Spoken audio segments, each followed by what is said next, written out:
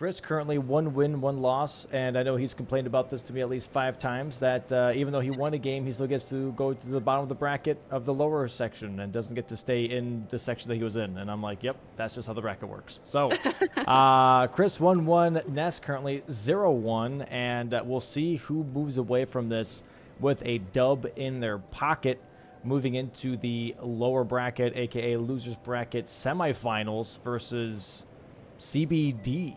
So that'll be really interesting. So next week we got NPT versus Blanks for winners semis. No, winners finals. And then we got CBD facing off whoever wins today. CBD is a scary opponent. That's going to be a great game. I'm excited to see who goes ahead. Yeah. I'm expecting to see a lot of locking in today. We all know how yesterday went. You know, we had some great games, but I feel like there were a few lack of locking ins.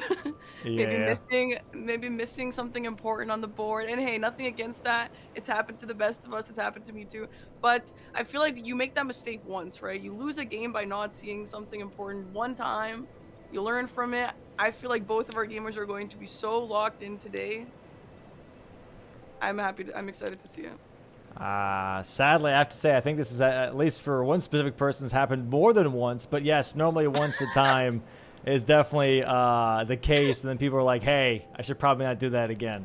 But we'll see how the players are looking today. I believe they are locked and loaded. Nope, Chris is still not live. What the hell? I think he just went live right now. Oh my God. Can we go live, please, good sir?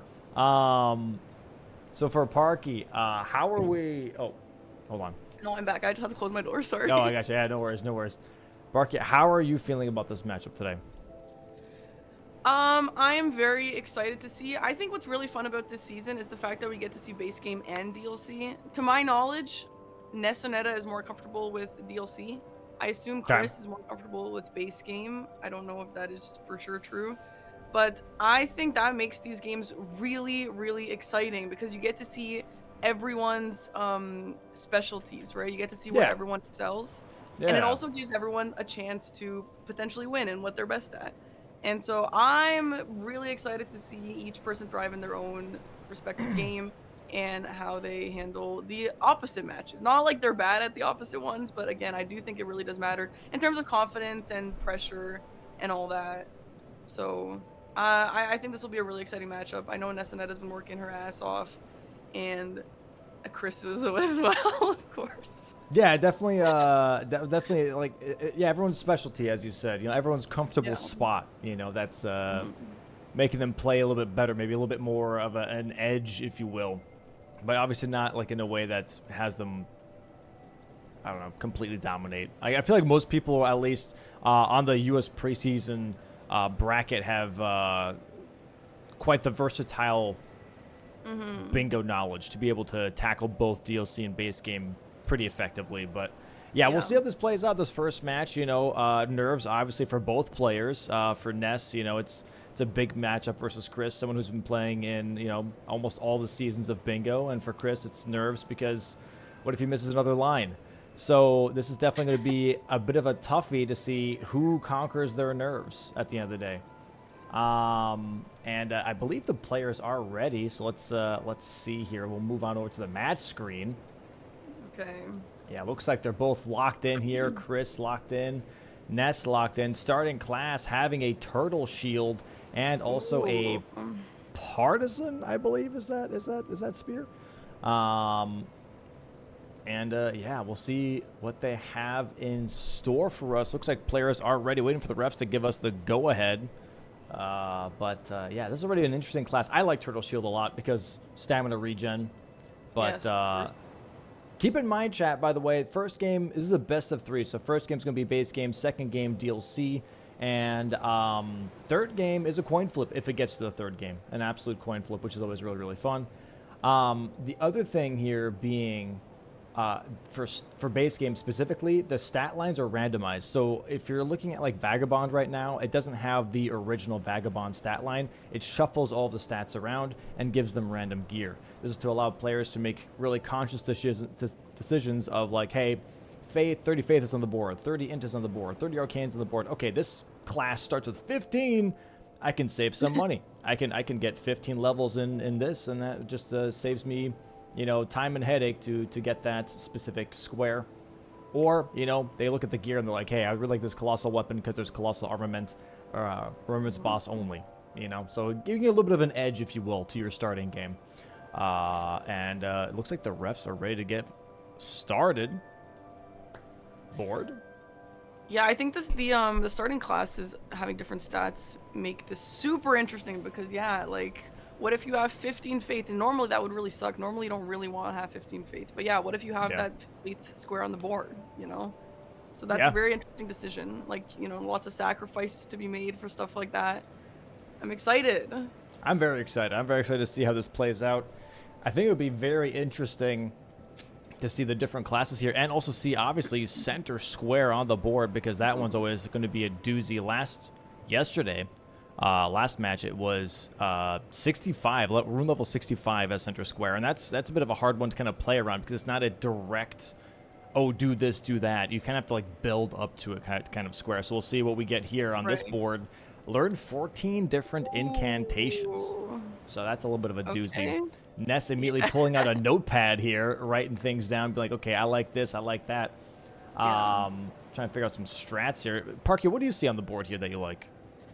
I see we have 30 int. Now, we do have 12 int in this class. That's pretty high. It's a pretty high start, so that could be an option for them. Not that I love this class with that weapon, but we do have Remembrance Boss, Remembrance Weapon. That's really exciting with the weapon choices in this season.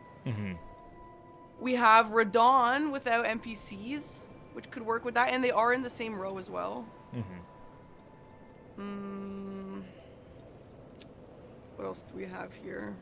Lanciacs. Not a big fan of Lanciacs. I know that one's taking some lives. I'm seeing Godric and Nepheli Lu as a rush square here. I'm also seeing Omen Killer bosses, Grafted Scion. That's pretty much all that I'm really seeing here for early game. Not a lot of early game, to be fair. Collect 3 seals could be pretty quick, especially if you start a class that has a seal. You only have to get 2 then. That's not that bad. That's Isn't Watch Dogs like kind of quick to mid a little bit? Which ones? How many are there? 2 Watch Dogs. Yeah, that one's pretty fast. Yeah, you could definitely knock that one out pretty quickly. Definitely not a bad idea. Not a lot of super rushable squares, though. I'm kind of into that. We do have Grafted Scion, actually. Yes, we do. We do. Potentially the most rushable square. I wonder if we'll see Nessa attempt that one. I know that if it were me playing against a really quick, skilled, experienced player like Chris, I would probably just let him have that and work on my own stuff, but I'm not sure maybe Ness is really into that boss. We'll see what she wants to do there. Maybe Chris won't even go for it. I guess we'll see. Yeah, I don't know, because here's the thing is that even, like, I think, sorry, Jesus, I'm trying to collect my thoughts here in the middle of talking. Even for Chris, Grafted Scion is also still a time loss, right? Because you're still staying in that fight for at least 2 minutes, 3 minutes. So I don't know if that's even worth it for him to be like, okay, you know, I want to go ahead and do that. And it looks like both, by the way, are starting with a starting class that has a seal. So they're both kind of looking at the collect 3 unique seals square as a potential thing to maybe rush at some point, because they both start with the class that starts with Finger Seal. So they don't have to buy it from Round Table anymore. They can still get the Godslayer seal and like the Erdtree seal or whatever, or the Golden Order seal. That one's pretty quick. It did also throw 15 into that class, so... Okay, yeah, so it kind of covers a lot of things here that's on the board. 30 int, seals. Sadly, not a wieldable weapon here. Oh, the seal does have Catch Flame. Maybe Chris is going to see if he can Catch Flame Grafted Scion. I doubt it, but... I mean, if we have... Do we have a Remembrance Boss with Incant only? Because, obviously, Catch Flame is awesome here. Oh. Yes, that tended to be the meta back in my day. It used to be the cool kid move. All right, both here crossing now the bridge.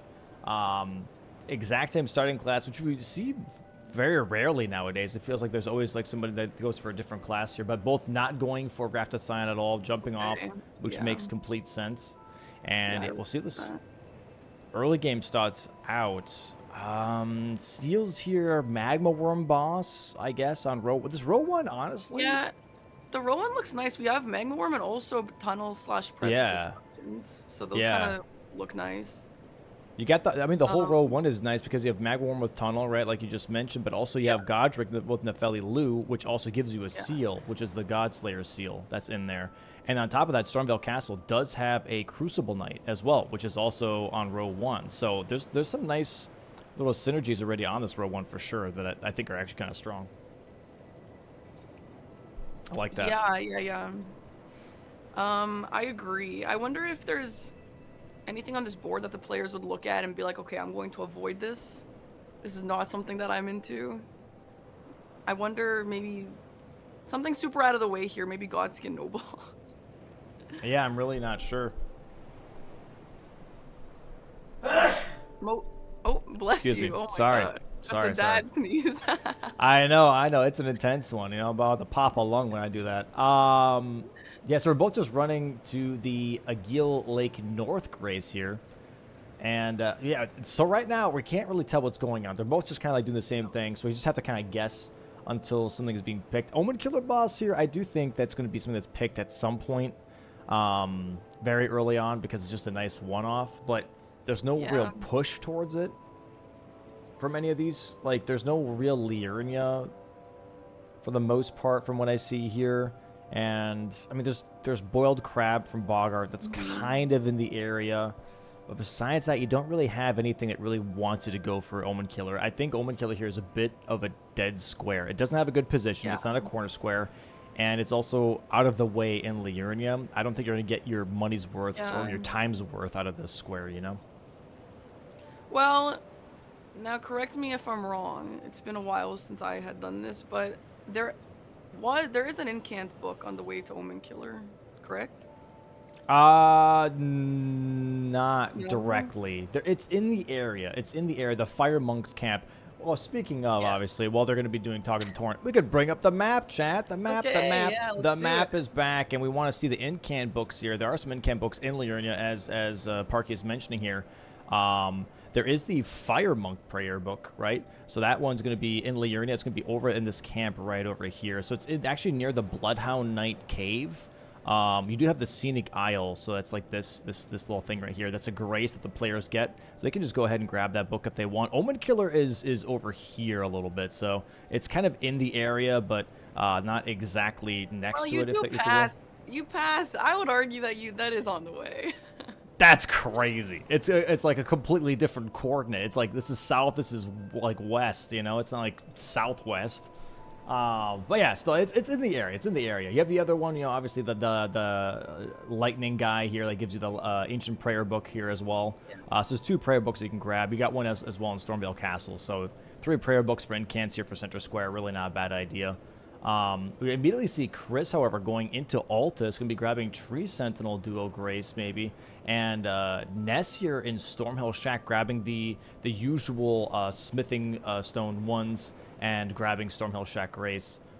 Chris here, I don't know exactly what he's doing in Altus just yet, but we'll find out maybe in just a moment. Let's go ahead and move back over to the gameplay screen and see what they're thinking. Yeah, it's fun to see them taking totally different paths here. Yeah. He's heading over to the Halleck tree, maybe collecting some money. I think he's going seals here, actually. There is the Golden Order seal right up here at this church, so Chris is really focusing on seals. He really wants to rush this. Okay, interesting. Yeah, getting a head start on row 1 is a pretty good idea. Row 1 looks pretty strong. I mean, because you work on row 1, you get Godric. Even if you don't pull off row 1, you get Godric. It'll give you a Rem weapon that's usable, hopefully. You can use that. Kill Radon without NPCs with Remembrance weapon, 2 in 1 square. Yeah, no, I think this is overall a very interesting thing. The other seal, however, that I wonder what Chris is going to go for is kind of, I'm assuming Godslayer seal. That's like the only thing that I can think of. But he's going straight to Mount Gelmir. Is there another seal? I guess, yeah, the Volcano Manor seal. You don't have to actually fight anything. You talk to Tanith, you get the drawing room key, you drop down near the Omen Killer to get the Erdtree Seal here. So Chris is going Erdtree Seal, Golden Order Seal, Golden Order Seal, and that's going to be that square for row 1 here. Well, Ness is setting up. Ness is grabbing a lot of money. She's doing the classic Halictree route, going to go and upgrade a bunch. And I think,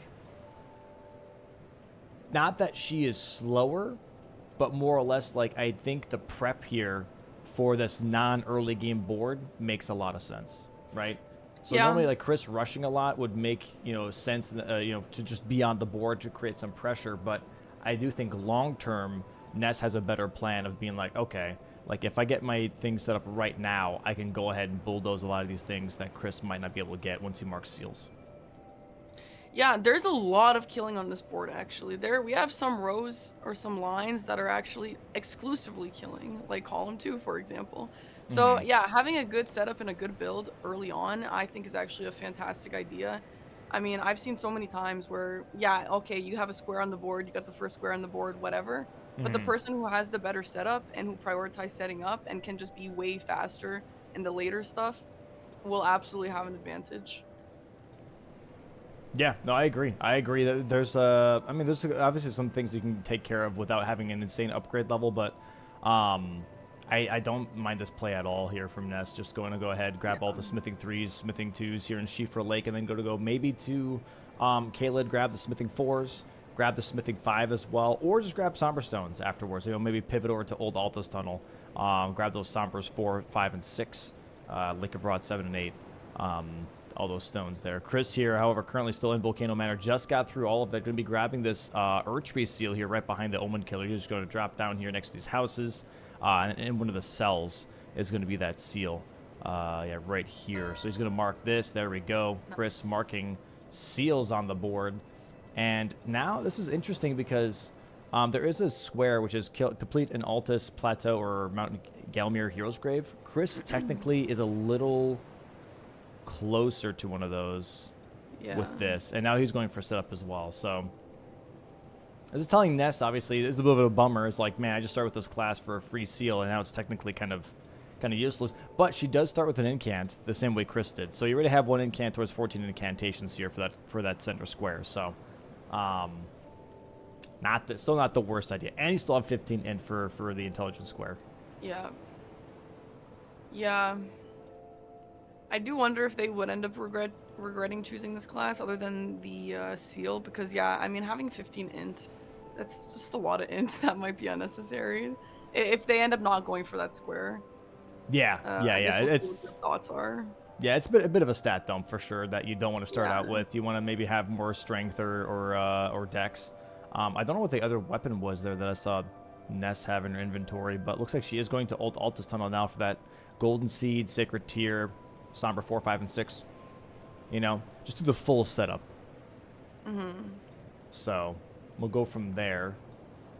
Oh no, she's going back. Okay. And we got Chris with the 30 int. Yeah, just spending all of his money from Halictree for that 30 int here. So now Ness, if anything, this sets her up nicely, right? Chris is still not set up for upgrades just yet. He just spent all of his money right now for 30 int. These are just rush squares to, like, kind of put pressure on her, but these honestly should not really phase you if you are looking at the board, right? Because these are terrible position squares. They're not corner squares. So, like, they're nice, but these are shock value squares, if that makes sense. They're early on. They're like, oh crap, it's 0-2 already. I'm 2 squares behind. But if you just take your time, you can really make up all these differences, Yeah, totally. I mean, it is a strat sometimes to just get stuff on the board and kind of just play with random squares to, like you said, to shock your opponent, to maybe put a little pressure on them, freak them out a little bit. I will say Ness is looking pretty chill right now. I don't really think it's getting her like that. Oh no, not at all. I'm just talking about, like, that's what people try to do. When you try to rush squares, you're trying to do some mental damage, right? It's like when you have a line and you, like, fake out a line. You're doing some mental damage with that. You're trying to, like, have them stressed out. You're trying to get in their head, And sometimes it works. You see players being like, "Hey, I thought you were really gonna go for this." It's like, yeah, I know. That was my plan. I was having you think that. It's like that type of mental battle that you're trying to do on the board here. 100%. Yeah. Yeah, but Chris here right now in Liurnia Lakes, grabbing some stones. Ness here going for the Omen Killer here, has a +9 Lizard Greatsword. So that should be pretty solid here. I don't remember, what does Miranda Cave Omen Killer even drop? Is it, did they drop an item, right? Like, I don't know, I forget what. Is it a weapon check? I think it's a weapon check, right? I don't know what they drop. Yeah, I have no idea. It does block out that row 3, though, so this will get her on the board for sure, which is nice. It does drop. Oh, it's an axe check. Okay, nice. It's a great axe check because of Omen Killer Cleaver.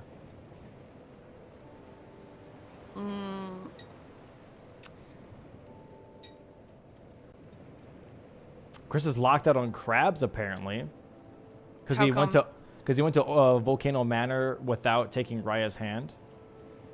Ooh, So since he entered Volcano Manor without her, she just moves to Volcano Manor.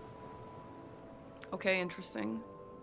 That's pretty tough. Nice damage here though from Ness on the Omen Killer. I don't know if this weapon has bleed on it. I know the Forked Tongue does, but the Lizzie Greatsword I just think has normal damage here. She is poisoned, so she has to be a little careful here. Omen Killer obviously dies pretty damn well. Yeah. Quick here. The only problem is that the Miranda is definitely a little bit tankier, so hopefully that this poison doesn't tick down too much. She still has 2 flasks to deal with here. Oh my gosh, what a weird fight, these two. It is a weird fight. I still don't know the lore. Oh, she got tagged with one of those Miranda tags. Oh no. Okay, Ness, the poison's bro. gone. The poison's gone. Why is she memory of gracing out? The poison's gone. Ness. Oh no, she could have had that. She could have had that. Okay, she ports out here memory of graces. I think she could have had that, but she did look like she wasn't really confident. She's like, no, you know, I respect it. Know your strengths, know your weaknesses. Better to pivot right now than to like keep panicking, keep hitting your head against the wall. That's tough. That's tough.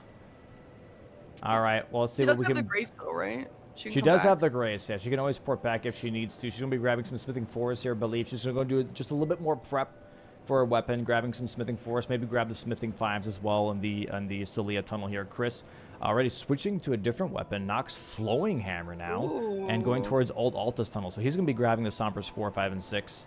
Maybe do a colossal weapon check just to see, because there are some colossal weapons that have some really low requirements, which are really, really nice. Which one of them being Great Club, which I think is a really solid weapon. Ooh, I love a great club. Yeah, that would be cool to see. Really, really fun to use. But we'll see what is in the tunnel here. And also, this is actually a Altus boss, which we do have as a corner square bottom left, right? Is kill 5 bosses in Altus and Mount Gelmir. So this is a nice Altus boss here for Chris. A little bit of money. Somber stones. This is a very valuable tunnel right now for sure. Yeah, it's a nice square for Chris. However, I mean, we just mentioned that he was locked out of crabs, right? So column 1 doesn't mean much to him anymore. Yes. However, this could still be a thing to where Chris could use that to his advantage a little bit, being like, hey, what if I pressure her into doing this? Yeah. That way she doesn't know that I locked myself out of this. Right. You know, it's just like try to, how can I use that to my benefit and have her spend money on top of that, right? True. Cragblade pickup here. I appreciate that. I've been talking about this for a while now, that Cragblade is literally right next to this Grace and no one ever grabs it. And Cragblade is a really good Ash of War. So Ness grabbing here is really cool to see. Grabbing the Grace here as well. She has to still activate, obviously, the Altus Grace to be able to do the Radon fight. Right. She does have technically a Grace. Some people are going to be like, well, she has a Grace. It's in the tunnel. Yes, those don't count. Those don't activate the festival. I don't know why. Don't ask me. That's like some weird... I think that's base Elden Ring, though. I don't think that's like the randomizer. That's just like, it's not a Grace that is... how would you say? How do I put this? It's like, bless you. What? You heard me? No. I have full visuals of the whole setup. That's all. Okay. It's Yes. how would you put it? Tunnel Grace. It's not like a main Altus Grace. It's like that, but also like she hasn't even completed the tunnel yet, so it's technically considered like an aggressive Grace, if that makes sense. Like it's still like under attack or something like that. You know what I mean? Like you can't port when you're in a tunnel because you have to complete the tunnel. Right. So those don't count towards the festival. I don't know how to describe that. Like that's probably the best way I could put it. Chris here, however, clearing now a tunnel with old Altus tunnel, grabbing Sombra's 8 and 7 now for his hammer as well. So definitely getting some nice momentum here on this column 4. Column 4 is not too bad if he goes for Hero's Grave at some point. Yeah, I would say column 4 and row 1 is actually kind of nice. Maybe Crucible Knight isn't like the fastest ever, but it's not the slowest ever either. I would say both of those lines are looking a little spooky. Yeah. Now, Ness doesn't have anything on the board yet, and we know why. It's because she's been setting up, but Chris doesn't know that. Chris doesn't know if he's been sniping her. He doesn't know if she's cooking up something crazy. So Chris has to be wondering, oh my gosh, what is she doing? It's been 16 minutes and she hasn't marked anything. She has the Milady in her inventory. I do like the Milady. The Milady is really solid. Even without wing stance, like she's got impaling thrust on it. That's a really solid, really solid weapon. Yeah, impaling thrust goes insane. That's the only reason why I beat the dancing lion the first time. It is just such a great Ash 4. Yeah. So I'd like to see her using that as well. Really fun weapon. We're going to be grabbing the Rot Grease here in the Lake of Rot. And looks like Chris now is going to be going for that Omen Killer cave that Ness was going for before. He's going to be grabbing that Omen Killer kill with Miranda. And yeah, that's going to be sadly taken here from Ness as she's still currently setting up the Lizzie Greatsword, possibly, if not Milady. Yeah, I'm curious what her plan is. Oh, she thought that the festival would be activated. Like I said, the tunnel doesn't count. She has to do a different mission. She has to do a different grace. Which is definitely tough because you're like, okay, well, now I have to go find a different grace. So she's going to go for a Tree Sentinel duo here from the looks of it. Yeah, I do wonder what her plan is after her setup here because, yeah, I mean, once she's set up, she's got a lot of good stuff. I guess it'll be to fight Radon, right? That looks like that's what she's working on. Yeah, we're down without summons is what we're looking at. I don't know why she didn't go to the Miranda Cave Grace, though, and just went out from there. This is a little bit longer travel time, which is obviously tough. But, yeah, the Miranda Omen Killer Cave here is going to be another Altus boss for Chris as well. It's going to be 2 bosses already. Right. Yeah, so this will give boss, or sorry, not boss. This will give Chris 2 Altus bosses, and then 1 Omen Killer on the board. Ooh, that's a nice pickup. Gotta admit. Yep, and it's a weapon check on top of that, which might give him a better weapon. Chris here, lagging. Yeah, he is lagging for me as well. I thought it was me. No, it's him. Yeah, it's him. What's your mug, Dom? People keep talking about it. I keep missing it. Oh, it's a Mike Wazowski mug from Tokyo Disney. Oh. It's just a giant eyeball smiley face. Adorable. That's so cute. Yeah, it's huge. I like it. Oh my god, Omen Killer giving Chris the business. You know what? I always say this when I'm commentating DRL. It's like, I feel like everyone laughs at me when I say Omen Killer can be a little bit difficult. Like, bro hits like a truck. Like, he can just one-shot you. Yeah, I'd say Omen Killer and Cemetery Shade are kind of like almost in the same wheelhouse. Where, like, because they have bleed build-up, they can just, for some reason, really surprise you with the bleed proc. Yeah, it can just go disgusting if you're not super careful. Yeah. Ooh, nice catch flame there. Yeah, so some cool tech here. If you see Miranda doing an attack that you really don't like for example, the raining down Miranda Flower attack, a fire attack will have you cancel out that attack. So she freaks out from the fire. So you can just go ahead and cast fire on her. She'll be like, oh, I don't like that. She'll wiggle out of her attack, and then you pretty much reset for her to do a different attack instead. It's pretty useful. Very cool, yeah. To be a little bit more quickly. And there's the Omen Killer boss for Chris. Yeah, she's shaking her head, being like, damn, I literally could have had that, but decided not to go for it. But we do have her down without summons here coming up here for Ness. Going to get herself on the board as well, going to get some money. Altus here is really powerful. We have the complete 3 tunnels, right? We have Altus with a Hero's Grave. We have Altus bosses. There's a lot of value in Altus specifically on the specific board. We also have Magma Worm bosses. Knights. Oh, I guess no, never mind. That wouldn't really count. But yeah, Godskin Noble without status is here as well, which is another Altus Mount Gelmir boss. Right. So. Yeah, we got a lot going on over here. Lando access is also... I mean, is that only important here for Moog? I guess so. But, I mean, that Mogan would also gold count... free. Yeah, gold free as well. And the same line, too. Yeah. Yeah, this is tough. I think Chris is just rushing road 3. He's going to go for Godskin Noble potentially, and also go for Incants and Bellbearing Hunters. I think he's going to go for this Bellbearing Hunter here in Altus. And then go for maybe for the Limgrave one. Ness here currently on Radon now. Damage isn't incredible, but she does have... It looks like she has Rot on there. She does have Rot Grease on it, yeah. So that should hopefully do Yeah. most of the heavy lifting here. That's always nice when that happens. When the Rod does the heavy lifting. When the Rod does the heavy lifting, it's always a good feeling, I would say. It is a good feeling. It's funny when he goes into the air and then the Rod just like stops proccing while he's away. Yeah.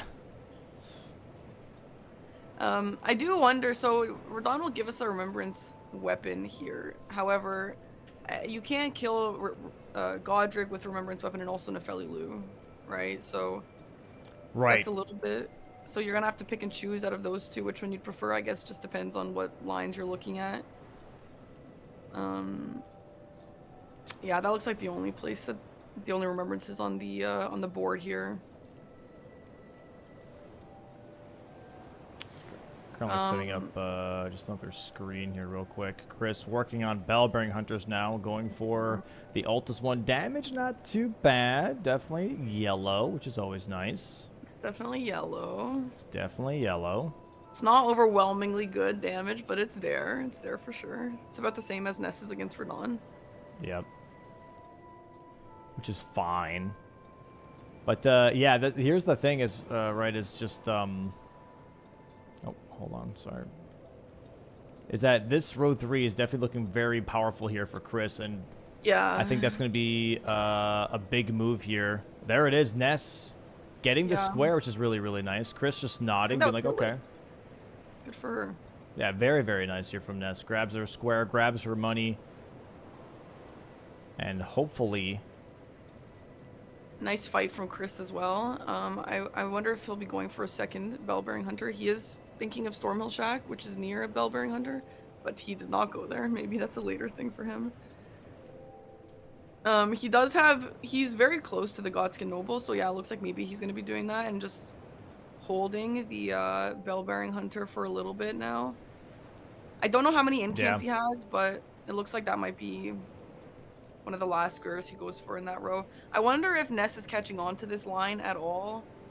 I think maybe if she started working on, like, I don't know, if there was a way that she could know and then start working on Bellbearing Hunter, that kind of, or Incants, I guess that's kind of the only way she can block this from him right now. It might be that is what she's working on. We are currently going past one of the Fire Monk camps, which will have an incant, and she's going to be grabbing the Ancient Prayer Book here as well on the Knight. So it looks like she is focusing incants. That would be a really good idea here from Ness for sure.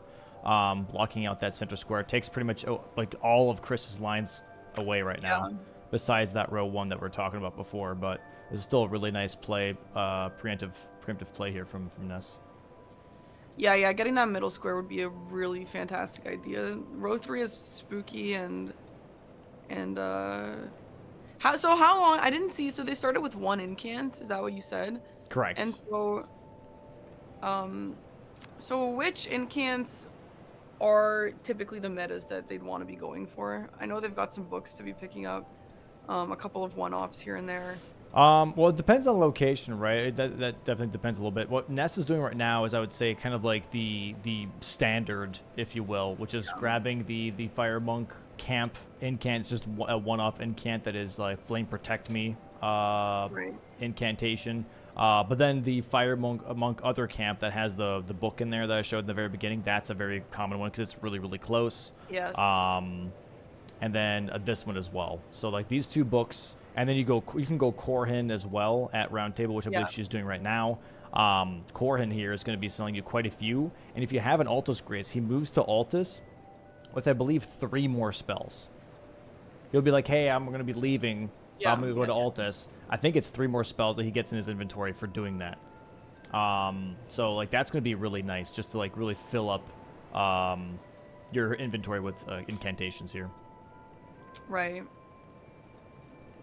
Yeah, and she's got a Grace already near him, so that's good up there. Chris's fight, it's not looking, I mean, it's looking solid, but it's not incredible damage by any means. Nah, I don't know how far Chris has upgraded this weapon so far. It's not too amazing. He's got to be careful. Gets a stagger mid-roll, though. That's really, really cool. Oh, and then the instant roll right afterwards. Yeah. If you stagger Noble in the roll, he, just for some reason, like, stores it, and as soon as he's done being staggered, he just immediately keeps on rolling. It's very silly. Look at that. That looks broken to me, but I guess whatever. They never fixed it. They didn't care. No. Which is funny. All right, let's see. I'm hoping she'll open her inventory here and show us how many incants she has. Yeah, she's picking up a lot here. It's a lot of money, by the way. That's another thing to point out. It is a good amount of... There it is. 14 incants here. Very nice block from Ness. Block. Yeah. That's a huge row 3, column 3 block here from Ness. Very, very nice. Puts her in a really nice position to kind of, you know, like I mentioned before, you don't want to be put in a position mentally where you're getting a little nervous, right? This definitely gives you some breathing room. I've been like, hey, I just took out some nice lines. Okay, I can breathe a little bit. I can focus on what I want to do. What lines would I like, you know? So that's really, really solid here from Ness. So now Chris is about to get this Godskin Noble, but unfortunately because that row, like he can't get column 1 nor row 3 at this point. So now this will be a square, but it's such a kind of a time waste because there's nothing really behind Godskin Noble here. A little bit of a time sink for him now that that's been blocked off. That row 3. Yeah. Yeah, I mean, it's still a square at the end of the day, 4-2 currently, but yeah, it doesn't really do anything. It is a dead square at this point, which is really good, right? Radon blocks out that complete square, and now row 3 being gone now, that's just really nice. So it is, yeah, a low value square here for Chris. Square nonetheless, but still low value. Looks like we have Ness heading for Godric. So... that's a nice little corner square there, and I don't know where Chris will be headed to. He's going to the crabs. But again, I was told that his crabs are locked out. Yeah, I think he's trying to figure out if he's locked out or not. Yeah. I think he just realized that he is locked out. Yeah, he's just shaking his head. You know. So, sick. Classic. Chris is like, oh man, I had a really good plan. Now I got blocked. Now what? Oh man, bingo. Thinking on the spot like that in bingo. Crazy. It's a lot. It's a lot. Crazy. You know, you were talking about the mental game earlier. Like, the mental game is kind of the hardest part of bingo, frankly. Yeah, like, that's a fail to bring, but mentally messing with your opponent and oh my god, it's insane. It's brutal. No, I'd agree with that. I think a lot of people don't realize that like, you know, I feel like a lot of chatters or like even just people in general, they look at bingo, they're like, oh, I could do this. And I think they very much disregard the mental toll that it takes to do these things because it's so much pressure when you're playing against someone. Like anyone can do like a challenge run and take their time. Like if you're doing a level 1 run, you have all the time in the world. It's just you. But if you're playing against someone, brother, it's a completely different thing. You know, it's you start to get stressed out. You start to like panic. You're like, what the hell's happening? I gotta lock in. Yeah. It's insane. Chad, if you guys have never tried playing bingo, there's a reason why I haven't played since like forever, just because mentally it's just the most insane thing I've ever been through. I'm not even being dramatic. Bingo is insane. It's like you're playing Settlers of Catan and you're realizing all you have is wheat and the other person has like all types of shit to build like roads over and over again. You're like, I'm screwed. How do I trade? It's not happening, buddy. I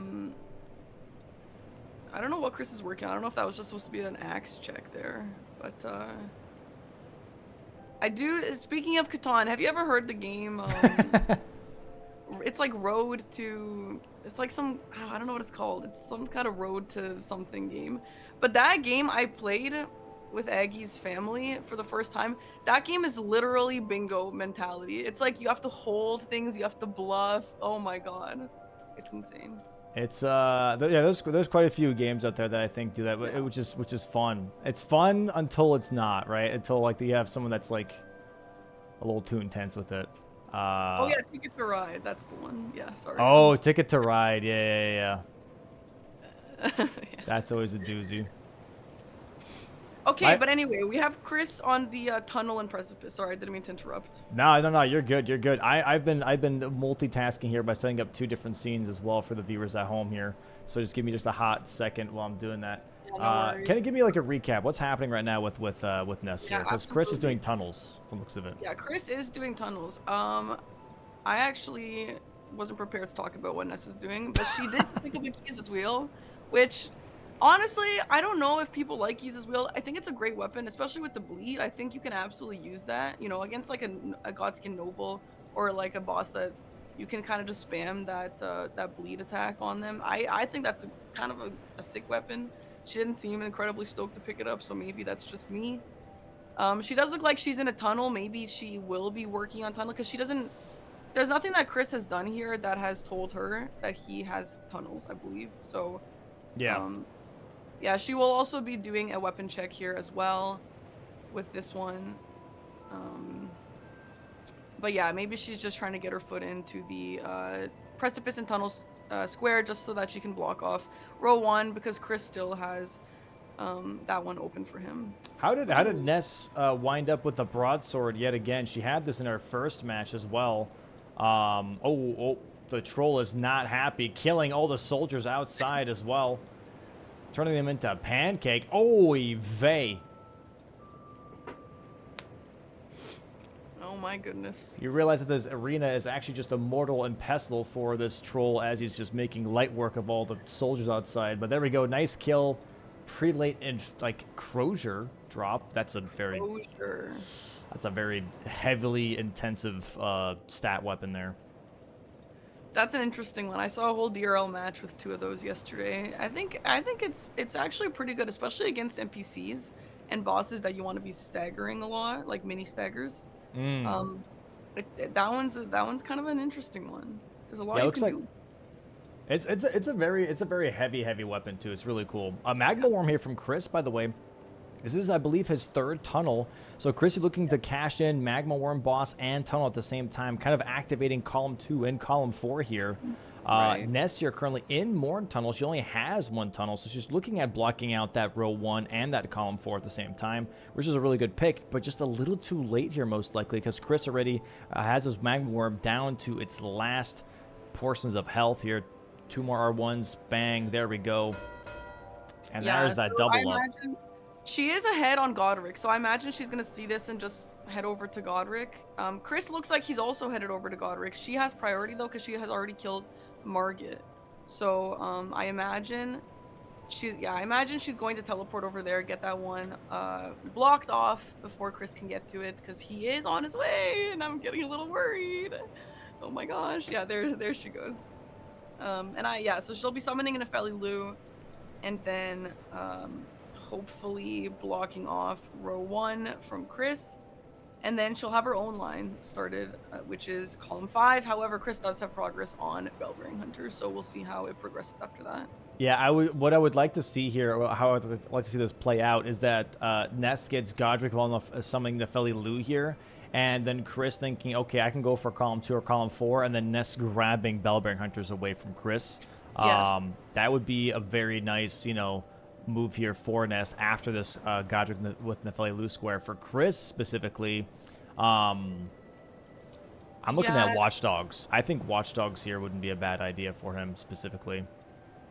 I wonder if Ness, if there's anything in her mind that would say to go Altus or Mount Gelmir Hero Grave. I know those kind of take a while, but that would start a diagonal for herself, and it would also work on, I mean, Chris is ahead on that 5 bosses in Altus Plateau, but she doesn't know that. So I wonder if she would want to go for Hero's Grave. She'll already have Godric, Nefeli Lu.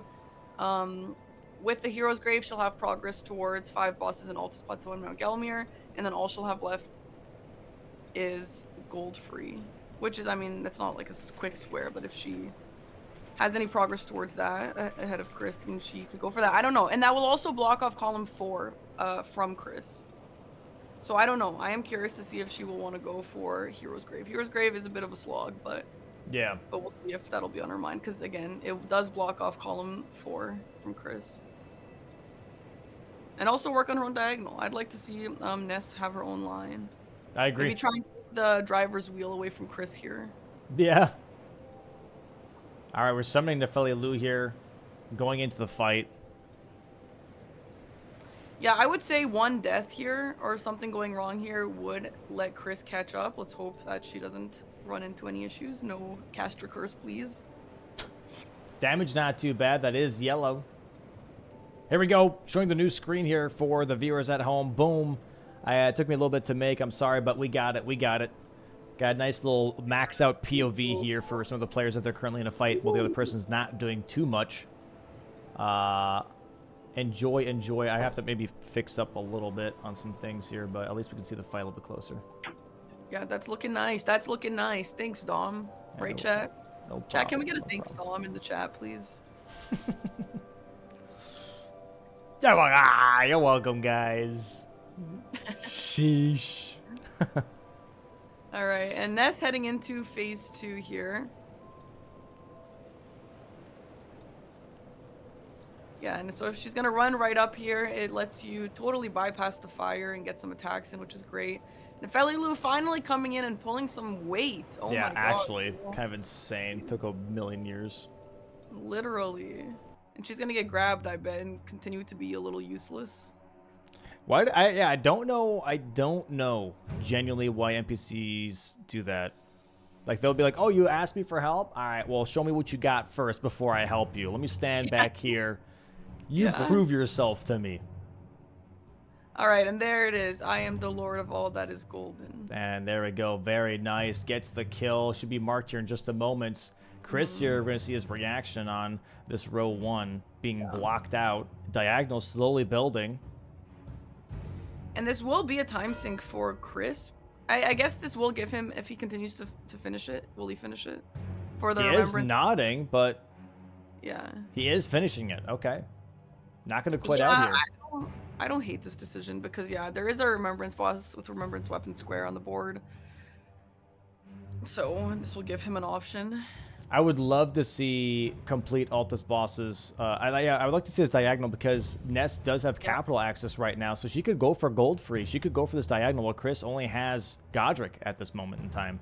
But it looks like she's going for bell bearing hunters, actually. For bell bearings, yeah. I think she's going for bell bearings, which I don't mind. It's okay, but I don't mind it either. But I do really like this diagonal. I think there's a lot for her to work with, and none of these squares are like incredibly fast, but I do like the diagonal, and I think with the right plays, it would be hard for Chris to catch her on some of those.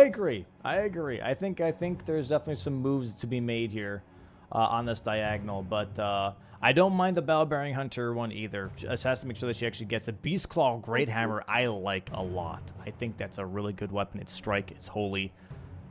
It's better than what she's currently using, which is just a random broadsword from a soldier, down the road. Yeah, Chris is unfortunately heading for the Spellbearing Hunter as well. Okay. So that will block her out of that square, waste a little bit of time. And then we'll see if she will go to those Altus bosses instead. I imagine Chris's next move here will be Altus bosses. You want Altus bosses, yeah, because that'll block off that diagonal for her. I think he might cash in on that. He might at least do the Hero's Grave. I think at least he's going to do the Hero's Grave here because it's going to block out the diagonal, but also progress his column 4. Yeah, that's right. Yeah. So in terms of Hero's Graves here, what do you think is the best? Because we do have Crucible Knights, and there is a Hero's Grave with 2 Crucible Knights in it. Up there. I don't know. That is a pretty difficult fight, but it would be a spectacle. I mean, they're gonna go for that anyway, right? Because if they're assuming they go for Crucible Knight Square at some point, they need to grab those, right? Yeah. Those 2. So they'll do it eventually. They could. I mean, Ness, for example, can grab the 2 Crucible Knights downstairs after Radon, right? In the Necron area, there is one Ordovis and one Stellaria. Those are also technically some options. Yeah, but yeah, technically the ones in Altus would be the most efficient for the board specifically. Yeah. Chris did teleport up there for a second, teleported away. I'm not sure if he was maybe thinking about that for a second and then decided against it. I'm not sure where Chris is headed now. I'm not just... sure either. Watchdogs. Watchdogs, yeah. He's looking at Watchdogs. I like this. Ness is going for the Hero's Grave. Okay, I like this a lot. I like this a lot. She's blocking out his column 4, and Chris is trying to probably get a Watchdog first, then go for a Hero's Grave, then finish the Watchdog. Okay, this is interesting. I like this. I feel like, yeah, so Chris is getting a lot of progress on the board here. I respect it, though. I think that he could have probably beaten her to a Hero's Grave if he immediately went there. But I guess it's better to, you know, spread your progress around just in case you do get sniped. Oh, is he actually now? Maybe he's pivoted. Wait, what are we doing here? Why are we standing here? Why are we doing this invader? Do people not know that you can just ride? You can just ride off to the right here. Oh, invaders maybe. Oh, right. Okay, never mind. Okay, so it's intentional. Sometimes I can't tell if people know. Yeah. Nice tag. Nice tag. Yeah, maybe she just wanted to get that one out of the way since she's already here. No, that's fair. That's fair. And it's a weapon check too, right? So Rusted Anchor here, not bad. As we've seen, Rusted Anchor is a really good weapon here, so yeah. We take those. We take those. Yeah, Rusted Anchor I think is a great weapon. It's Chris also going for a Hero's Grave. We have a Hero's Grave race here. Chris going for the same Hero's Grave as Ness, but I do think she has a head start here. She's currently already on a ladder here. Chris still has to get across the bridge and get on the ladder. So she has like a good 60 seconds here to possibly snipe this away from Chris. Very interesting. Yeah, I mean, Hero's Graves aren't completely like straightforward. You still got to go through something. You got to fight some enemies, fight some bosses and all that. So maybe that'll make the times more even or open the gap a little bit more. We'll see how they fare in there. That's not what's grabbing this Graves. This is what. Okay. That upgrading, I guess. Hopefully we don't waste too much time here. Well, let's see what her weapon will be. I think upgrading is, I mean, assuming she'll be quick here, upgrading is not a horrible idea. Oh, went for the Crag Blade. I like that. Okay.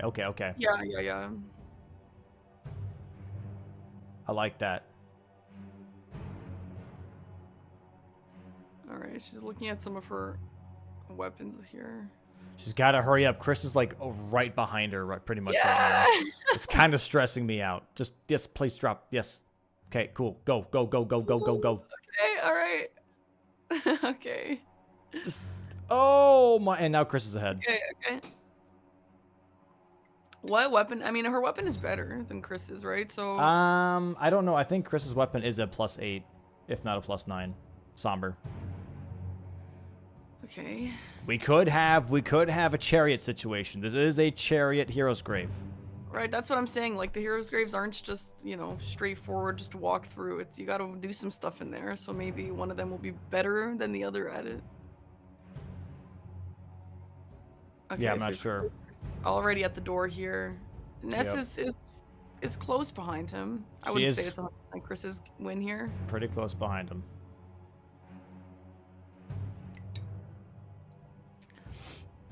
Yeah, she's like 10 seconds behind, 10, 15 seconds around there. Let me refresh real quick just to make... Yeah, I'll refresh him too real quick. Why not? Okay, yeah. Nice, easy refresh. Yeah, 10 seconds sounds about right. Okay, now the Hero's Graves can get a little bit out of hand. Especially if you're greedy about it, they can get a little out of hand. Let's see how they handle this. Ooh, I'm nervous because this is whoever gets this square is absolutely going to change the game in their favor, because if Ness gets this, she's got a really great diagonal going. I know that Chris does have priority on Altus bosses, but still Ness does have progress on this diagonal now, and she'll also be blocking off Chris's column 4. However, if Chris gets this, obviously his column 4 is now a massive threat. I mean, okay, to be fair, Moke Sewers isn't incredibly fast, but still, now Ness is going to have to go work on that.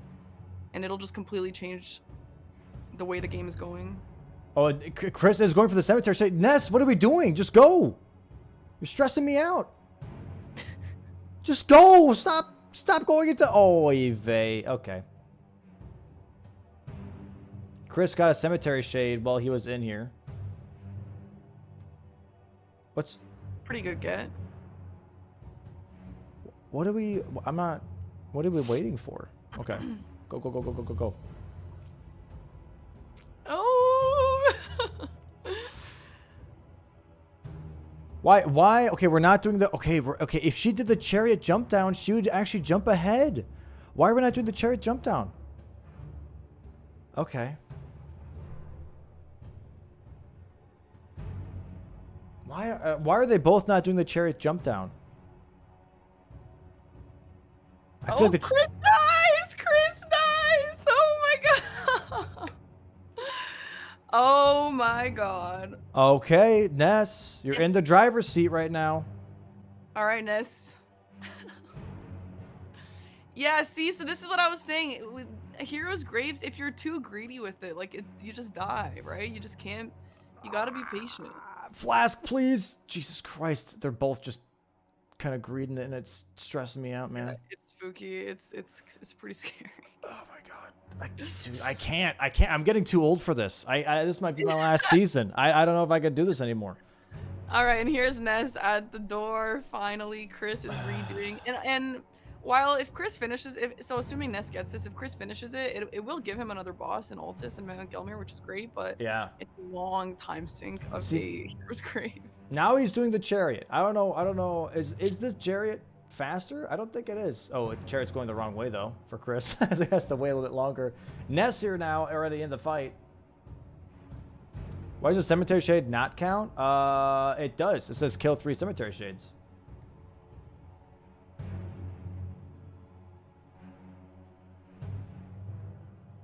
All right, great damage on this Red Wolf here.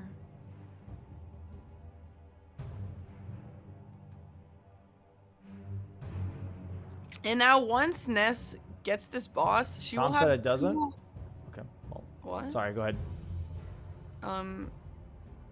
Yeah, the square is 3 cemetery shades, not bosses, so right. that one would count, Chad. That's where the difference would be. Correct. Correct this. So yeah, if Ness gets this boss, she will have 2 bosses in Altus and Mount Gelmir.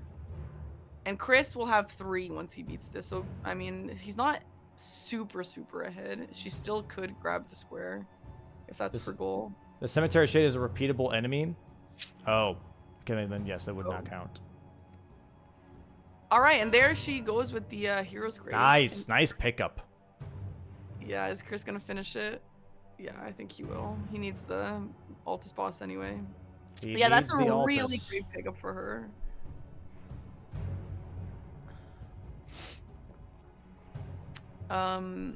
Yeah, I'm curious if she's gonna go now just to try and complete that line. Oh. Missed the charge dart 2 on the Red Wolf here. Yeah, I mean, she does have 2 Altus bosses. Just go for anything that's fast. You know, if that's Gillica, Tibia Mariner, you know, you're next to Knight's Cav already with the Altus Highway Junction. Just grab whatever, you know, just go. Because Chris is already at 3. He's gonna go himself. Yeah. I don't think right now progressing Graces is really that doesn't matter. You already have capital access. Chris doesn't, you know. Go kill bosses. That's what Chris is going to do. Chris is going to go for the Knight's Cav. He might get this corner square here, blocking her out of her own diagonal, which is going to be unfortunate. Yeah, she looks like she's just progressing towards land access potentially for gold free. Oh. Okay, never mind. Chris is locked out of Altus bosses. Why? Because he miscounted. Volcano Manor counts towards bosses. He killed Godskin Noble. What is he at, 5? Apparently he's already at 5. Noble, Red Wolf. Noble, Red Wolf, Old Altus Tunnel, Omen Killer, Miranda. What's the 5th one?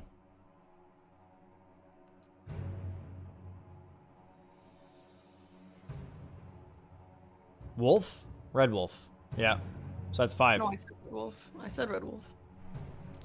Troll Tunnel, Omen Killer, Bellbearing Hunter, Noble, Red Wolf. That's 5, yeah.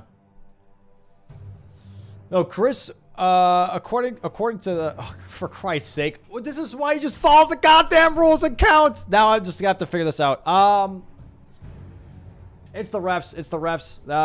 They have to. That's their job, not my job. I'm commentating. You pay him for a reason, Dom. Yeah. Well, meanwhile, Ness is finishing leveling up her weapons here. It's not quite maxed out yet, but a plus 22. Nice. Yeah, Chris is not notified. Sorry, Ness is not notified that Chris did that. Right, because it's not something that he mismarked and had to unmark. So she just is kept oblivious.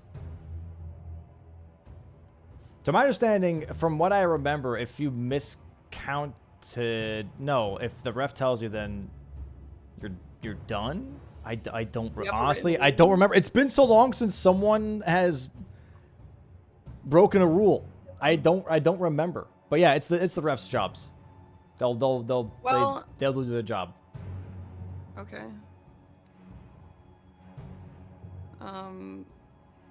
Yeah, I personally can't remember if it's either just he has to get an extra one or if he's blocked out. I imagine there's a rule. It's been a while. I don't fully remember either.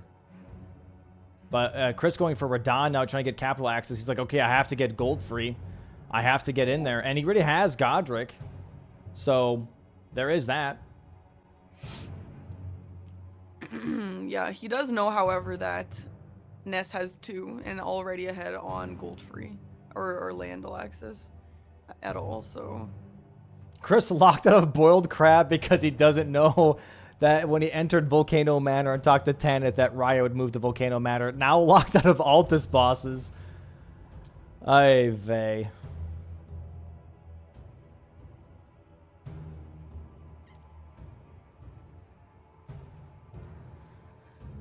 Is he aware that of the decision on that corner square? For the Altus bosses, yeah. Say went in and talked to him. Ness is not notified. Okay. So she doesn't know that, you know, she doesn't have to rush Altus bosses now, technically. Which is why she's doing Lanciax. Which is honestly kind of a crazy move. It is a double corner square here, but... I respect that. I mean, Rusted Anki here will put a lot of work into this. Yeah. Damage is decent. Yeah, it's pierce damage, which is what Ancient Dragons are weak to. Really not bad damage. Staying on horseback is definitely... Oh, okay. I was about to say, that's going to be a bit of a crazy fight if you just stay on horseback the whole time. Ooh, she knows this fight.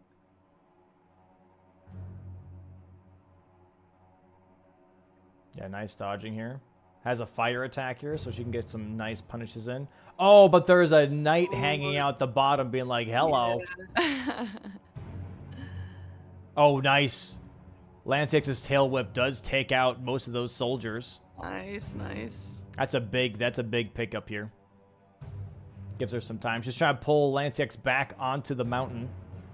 Chris going for Radon right now.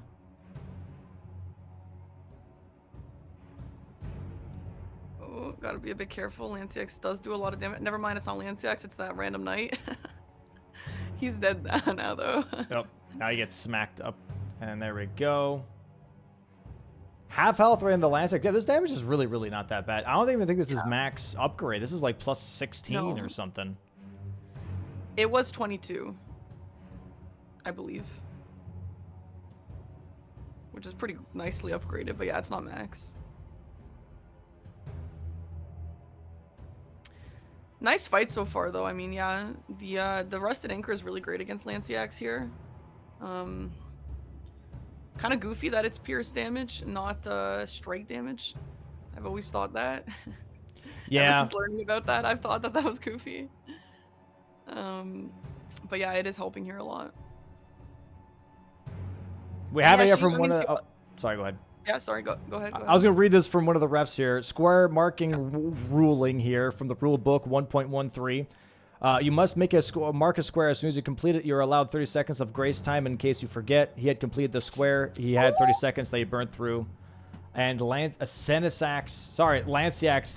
demolishing Ness. That is tough. Oh, that was really close, too. That was a really pretty good fight. And other than those like random guys. Nope, I disagree. Really so yeah, that's, I mean, Chad... that's another one of those rules where the players, they do agree, they are aware. It's an unfortunate accident, but I think if you ask Chris, he would be like, yeah, I know. They are aware. Yes, these are rules that, I mean, Parky has seen the Discord. These are rules that players are like, okay, yes, yes, we're good with that.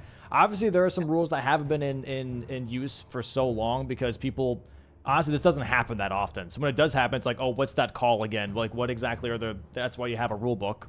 You know, it's like, okay, well, what actually happens here? So yeah, this is just one of those rare scenarios where Chris miscounted, you know, and now is locked out of Altus bosses. And that's part of bingo, chat. Counting is part of bingo. Yeah. So, and that's why bingo is also so hard. Because there's 100 million different things that you have to keep track of.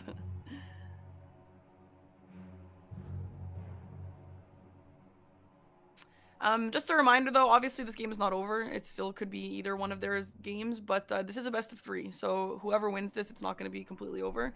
We will be playing again after in the DLC. Yeah, normally rules aren't broken, but if they are broken, it's Chris who's breaking them. Let's see here. Chris now going for capital axis. Did Chris? I mean, he didn't kill Godric. Yeah, he did. He did. No, he did. He finished him off. You're right. He did just right after Ness. You're right. So he actually might. Does he know that Ness doesn't know about the lockout? No. Yeah, he knows that Ness shouldn't know. Okay. So yeah, he's gonna go kill Goldfree, and he's probably thinking that she's completing that corner. I know chat's saying this game is over. This game is not over because he's going to get Goldfree before Ness does. That's going to block out the diagonal. It's going to give him column 2 here. He can go for Invaders or Loretta. It doesn't really matter. Ness has to be careful here, though. Gets smacked aside here. Okay, here we go. Lanciax. Nice kill there. Banger. Bang, bang. There we go. Lanciax on the board here for Ness. This activates the other diagonal for her, by the way, as well. 4 Crucible Knights, Invaders, Moog Sewers. Yeah, I wouldn't say that's a gorgeous line or anything. None of those really work together that well, and none of them are really quick either, but yeah. She does have the line open for sure.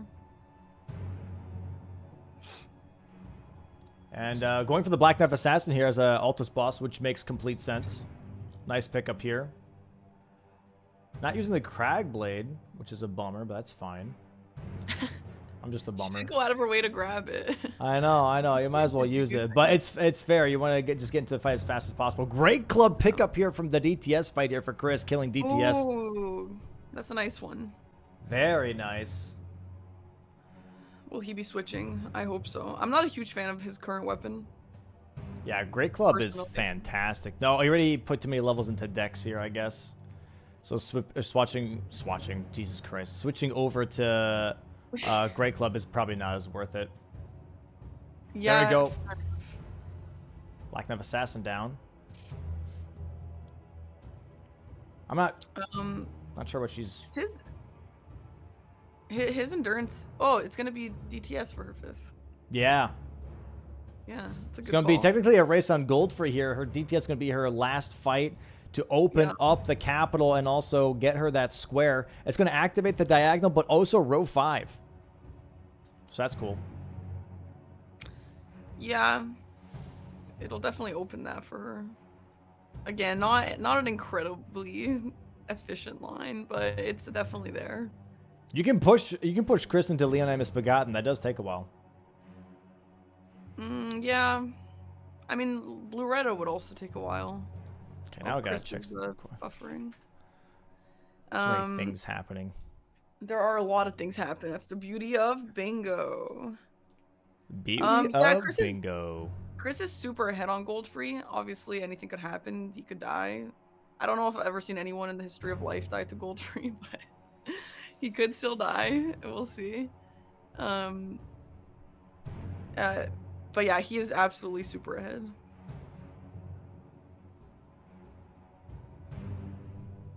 Looking it's not over till it's over. Oh, I mean, it's true though. It's true. Oh, Ness, gotta be a little careful here.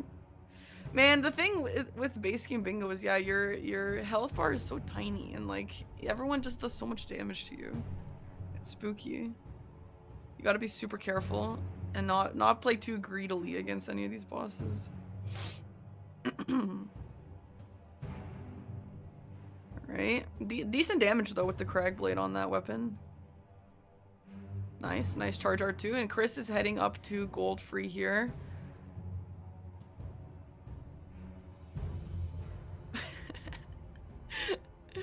Oh my god, chat, you guys are so funny. Sorry, I'm currently reading up on some rules here real quick just to be... No worries. Just to be I'm set on some of these things. I'm handling the There it commentary. is. Mount Galmir here for Ness. Nice DTS kill. Gets also the Great Club. And yeah, Chris obviously is like, okay, you know, makes sense. Makes sense.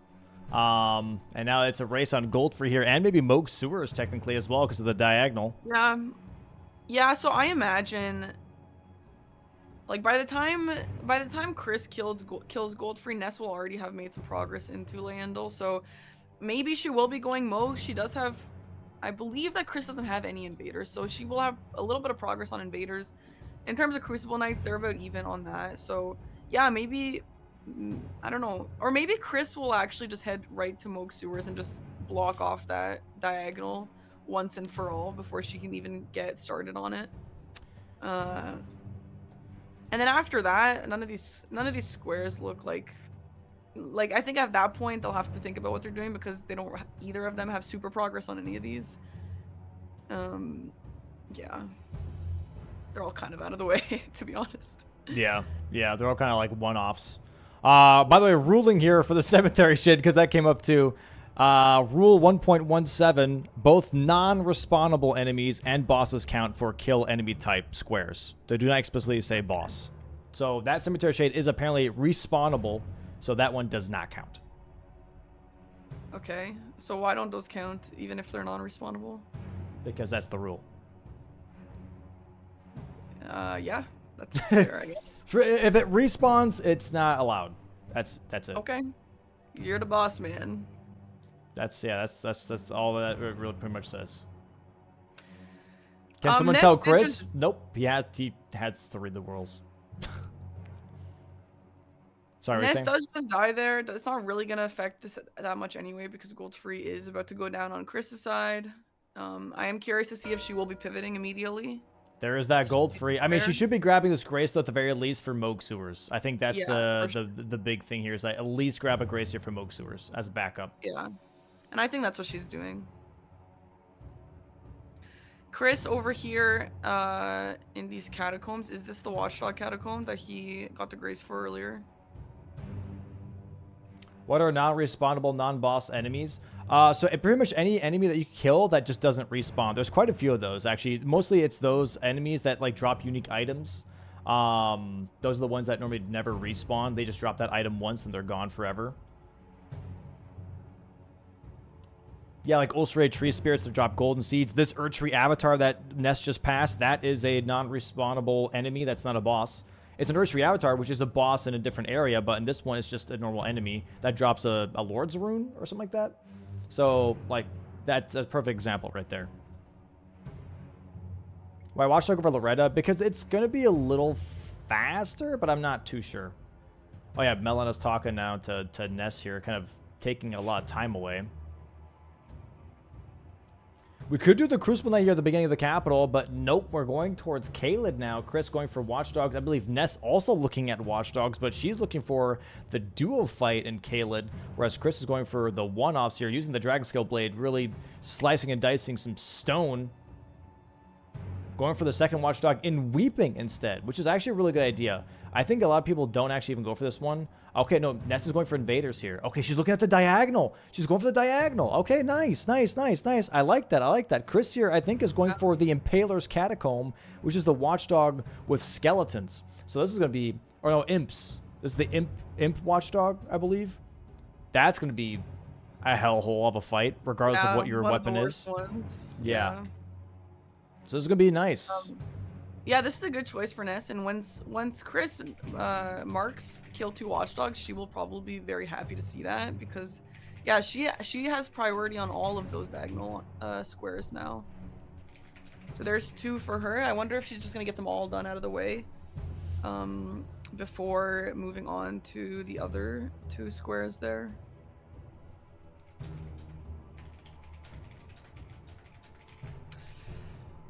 And we're driving on Torrent, or they're both driving on Torrent right now. Nice. Chris is about to finish off his Watchdog square. No worries, Dom. I got this. No, I know. Here's the thing, though, Park. It's like the last 5 matches have been completely fine, but as soon as you commentate with me, it's like all the rules are being broken. We have to try and like figure out what the hell is going on. Yeah, I'm to say it. I'm the problem. Yep. I'm sorry. Henricus, the 3rd invader here for Ness. Oh, super fast fight. I just blinked and she immediately got that. That's nice. I wonder who her last one will be. She's like, come on, can you just die? Is she heading over to Nereus down in the water? No, she went to Round Table. Oh, she'll be killing the one here. I see. This guy can actually be a little bit of a doozy sometimes. So Chris, I'm gonna assume once Chris sees that she's gonna mark off 4 NPC invaders that he will head towards Moog Sewers, because that's obviously the fastest thing that he can block off from this diagonal from her. However, if she heads there immediately after, I don't know if he will be able to. Okay, as soon as I said he could be a little hard, she immediately just kills him in 1 second, so that's embarrassing. There's that NPC invaders now building that diagonal. Chris just nodding. Moog Sewers here and 4 Crucible Knights could give Ness a line here to really pressure Chris into wasting maybe even more time. Chris still locked out of Boiled Crab, and Ness hasn't been to Volcano Manor yet, so she should still be able to do that. Chris didn't open the door. She is going towards Crucible Knights. Maybe she's just gonna start progress on Crucible Knights here and then head to Moog Sewers. But bro, okay. I know I talk shit about Chris, but sometimes, bro, he be deserving it, all right? Let me tell you something. He has locked himself out of Crab. He has miscounted Alta's Plateau bosses. And this guy is saying he doesn't need to practice. He doesn't want to over-practice. That's all I'm saying. That's crazy. That's crazy. And now just locked himself out of the catacomb door. Like, open... Anyways. I know, look at Chris right now. I know that he's thinking... Dom is probably so pissed off at me right now. I'm not pissed off. I'm just annoyed because... disappointed. I have a point. That's why. Yeah. No, I understand. But let's give Chris some grace here. It's stressful. It's stressful being an It is stressful. That's fair. That's fair. Listen, I've made 100 horrible mistakes in my bingo game, so I can't really say much. I've also lost games to miscounting, and it was against Aggie, which is the worst part. Why is that the worst part? Chris, having to deal with these imps here, like I said, doesn't matter if you have a +9 weapon here, currently just getting blood loss left and right. Yeah, why is that the worst part, though, Parky? Well, because then the comments are all like, Aggie's sleeping on the couch tonight. Oh my god, insane. They're insane. Anyway, let's focus on the matter at hand. There we go. 2 Watchdogs there for Chris. Blocks out that row 5. Bang. All right, where is he headed? Because I thought he was going to go Moog Sewers. Maybe I'm bad at bingo, but I don't see why they don't go for Moog Sewers and block that one off. All right, chat. By the way, I'm making a ruling here. You can disagree or agree with me. I don't care. All right. Because for the DLC specifically, we allow Curse Blades and Horned Warriors, which are actually also respawnable enemies, to be killed for that square. We're going to allow the Cemetery Shade for Chris as well. Is that a perma decision, or is that just... That's for this match specifically. And then I'm going to be changing the wording of that ruling just to make it a bit more clear. Because if it's allowed for the DLC, it should be allowed for the base game as well. Yeah, I think that's a good decision.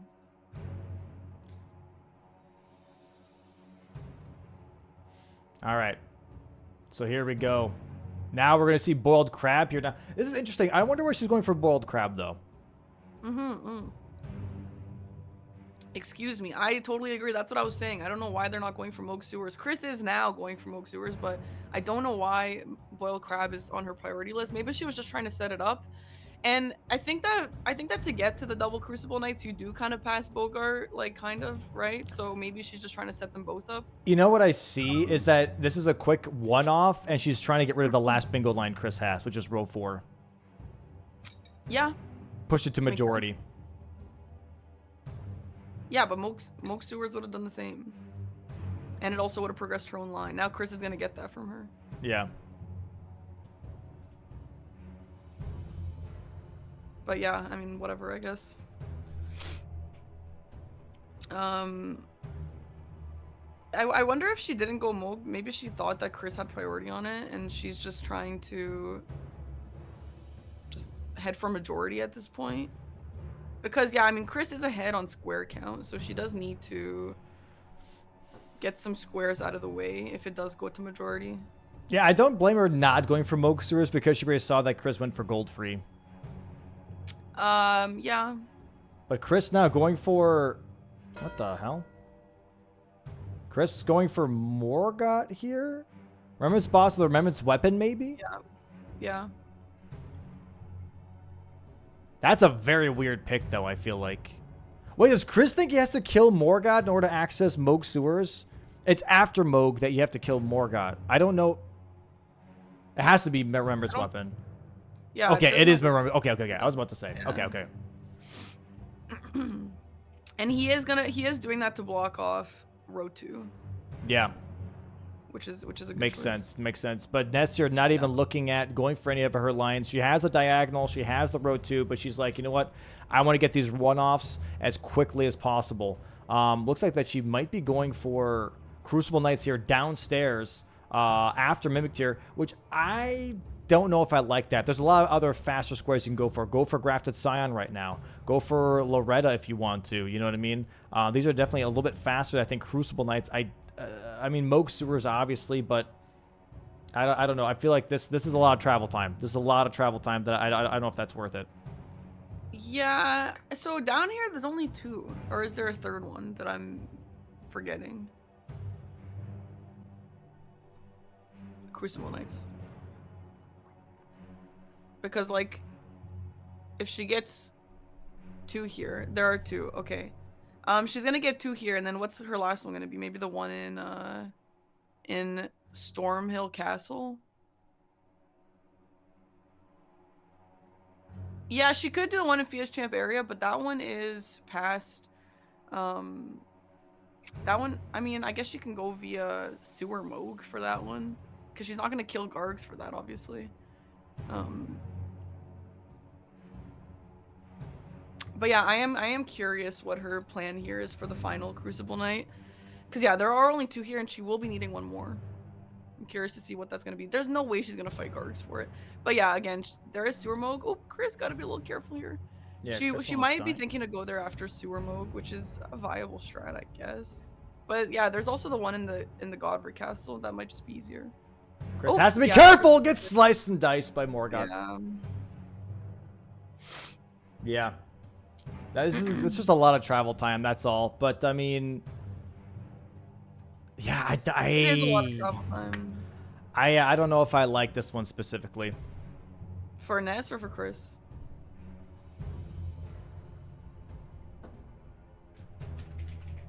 Oh, I'm sorry? For Ness or for Chris, you don't like? I don't like it for Ness. I think she could really just be picking off things left and right here at this point. She's blocked everything out. Crucible Knights is one of the longer squares that she doesn't have to do. You know, let Chris block the diagonal. Like go for the one-offs. Go for Vike. Go for Grafted Scion. Go for all of these kill 1 boss things rather than killing 4. You know, that's just not efficient in this specific circumstance. You know. Yeah. Maybe heading down to Weeping. We do got a few things in Weeping here. Maybe that wouldn't be the biggest waste of time. Because, yeah, none of these really have too much synergy with each other. I mean, I do wonder what Chris is going to do after this. I assume he'll go Moog Sewers because he does need to block off that diagonal from her. And... Yeah. I'm surprised that he didn't go for that first. But I guess he also needs to block off row 2, to be fair. I forgot about that, so actually Yeah. that makes sense. He's in a tough position regardless. Yeah. There we go. 10-8 right now for Chris. 2 squares ahead. And now Chris still has to deal with the diagonal here. Has to do Moog Sewers afterwards. That's still definitely a good chunk of time as well. And not too sure how that's going to be going for him. Because that's a big time sink. That's like 6 minutes. 5 minutes. 4 minutes. We'll see. Actually, I'll say 5. I'll say 5 because it's a no status Moog, right? Ness going for Moog Sewers now. She's actually ahead. Okay, wait. I like this. I like this way more. Okay, she's split progressing. She grabbed downstairs for the Crucible Knights for later and is doing Moog Sewers right now. I love this. This is great. No, but Chris is already underground. Yeah, he actually has priority on Moog. He's already gotten the Grace down there.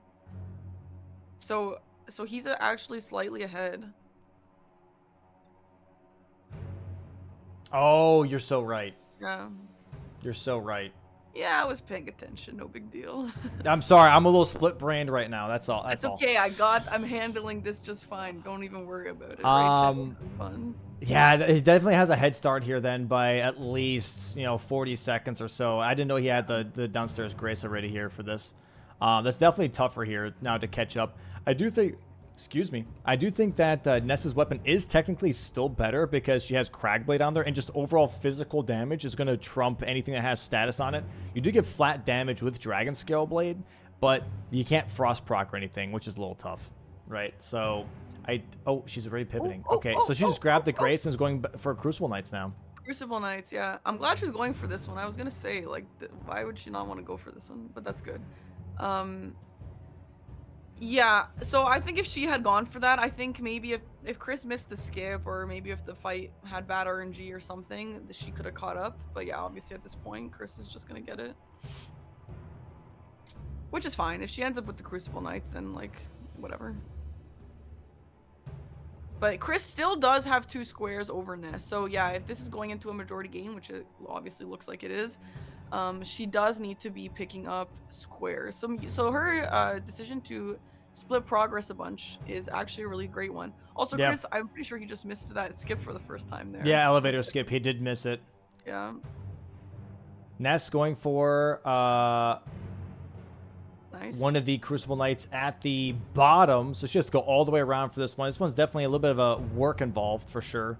Like I said, I don't like this right now. I really don't. She has so many other squares she can do that are just so much faster. I like the prep obviously here, but it's just she's in a stronger position than I think she realizes, that she's allowed to go around and like pick off one-offs, you know? Yeah, she is playing a little defensively. For sure. Yeah. And she still didn't get those 2 Crucible Knights. She is close to them. She did kill Mimic Tier. Oh, gotta be careful. But she's probably gonna have to go back for those soon enough.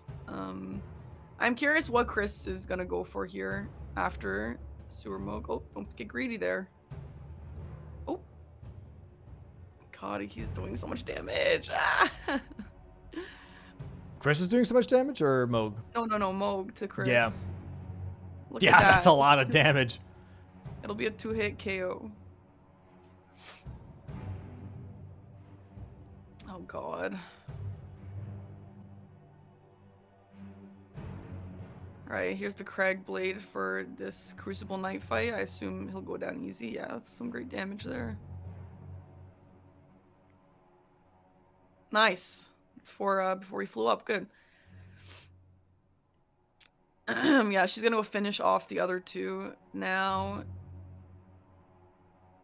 Yeah, unfortunately, these Crucible Knights didn't really match with, like, synergize with much else. It is a pretty long square.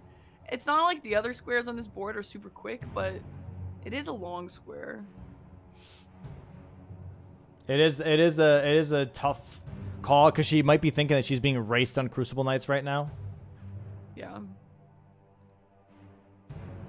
She's going for them. I would like to see her grab this Grace in the Ancestral Woods and then just go for anything else. Like, genuinely, as soon as she sees Moog Sewers, go for anything else.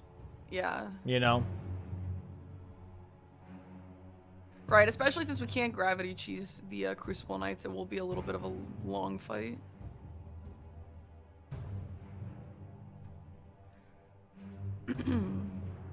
Alright, Chris almost finishing off Moog here. I'm curious what Chris will work on next. And there it is. There's the kill for him. Let's see what Ness's reaction will be here. There go. Moog Sewers is taken now.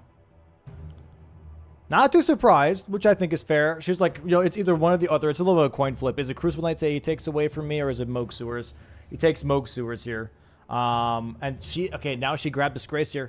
Okay, Chris going for Grafted Scion. This is what I'm saying. God dang it. If she went for Grafted Scion earlier, she could have taken these options away from Chris. You know? Chris is going to grab Grafted Scion here, and then probably going to go for Vike, and that's going to be Vike or Loretta. Doesn't really matter. But this is pretty much Ness here from the driver's seat back into the passenger seat now, as Chris is going to be grabbing this Grafted Scion, going to be at 12 squares to 8 in just a second. Right, right. Chris is also... Yeah, I imagine he might go Blue Retta or something next. Leonine... I mean, again, Leonine and Cemetery Shade are both in Weeping. There's some of those in Weeping, so... Maybe we'll see someone head down there. But yeah, Chris is getting close to winning by majority. Because, yeah, at this point, every bingo has been blocked off by both players. Yep. So, yeah, it's time for majority. So, Ness has to be real smart about what square she is gonna be sniping from Chris.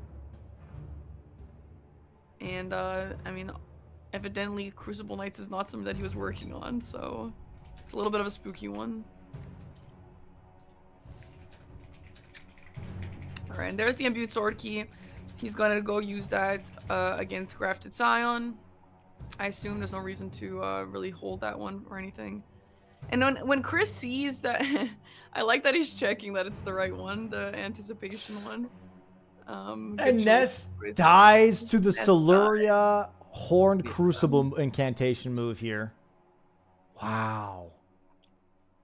That's tough. It's just one hit away from grabbing that last Crucible Knight. Has to go back real quick. Not too much travel time, which is nice. Yeah.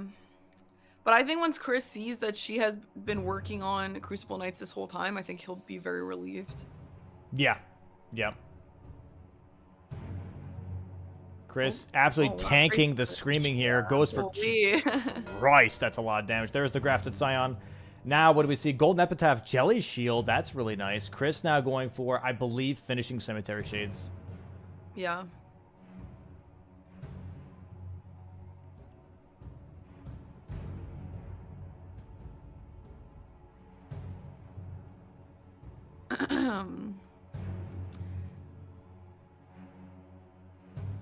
All right, nice kill here from... Oh, not quite yet.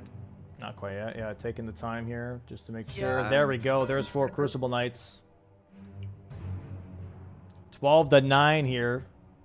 Ness now has to get out. Just could quit out here if she really wanted to, but she's sticking around. Okay, never mind. Just and going for Vike. She's going to be going for Vike. Okay. Yeah. Which again is not a bad call. Just a call that should have been made a little bit earlier. Vike still being a tough fight here. Going for some levels in endurance.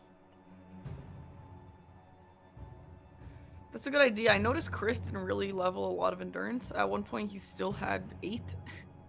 That's kind of crazy. I don't know if he's got like a stamina talisman on or something. 8 endurance is crazy.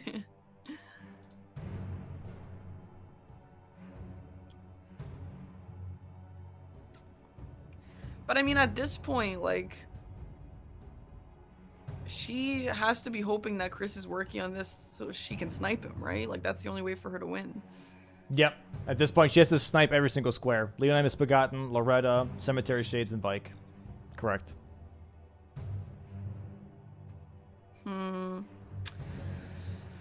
Yeah, that's a tough call. I am curious if she knew about that Cemetery Shade in Altis, or if she wasn't going for him because she didn't think it was valid, or if there's any reason, if there's any way for her to know that Chris has progress on Cemetery Shades and might be going for that one. Yeah. Yeah, I'm not sure if she was aware of the Cemetery Shade at all, or, you know, is following the rules. We don't know. But in this case, it also doesn't really matter. I told the refs that if she is going to start going for Cemetery Shades, that they're allowed to tell her, like, hey, the other one is valid if you want to go back to that Grace and grab that one. But she's going for Vike here instead. So we don't want to necessarily tell her off the rip, because then you're giving information away that Chris is working on that. So you have to be very subtle with these types of situations. It's just my fault, chat. You know, if anyone could be mad at me, the players can be mad at me. You guys can be mad at me. It's fine. It's a flaw in the ruling, and that's just my fault at the end of the day. Ope and Ness dying to Vike. Unfortunately, Vike is a little bit of a tough enemy there. That is tough. 2-shot here with that buff is insane, for sure. Two-shot with that buff is absolutely bananas. I wonder what the damage, like, scaling is once he buffs himself. Because, like, before the buff, he's not that crazy. He, like, almost doubles his damage when he gets that red lightning. You know?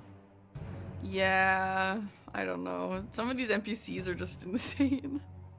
They are pretty nuts. Anyone likes fighting them, yeah.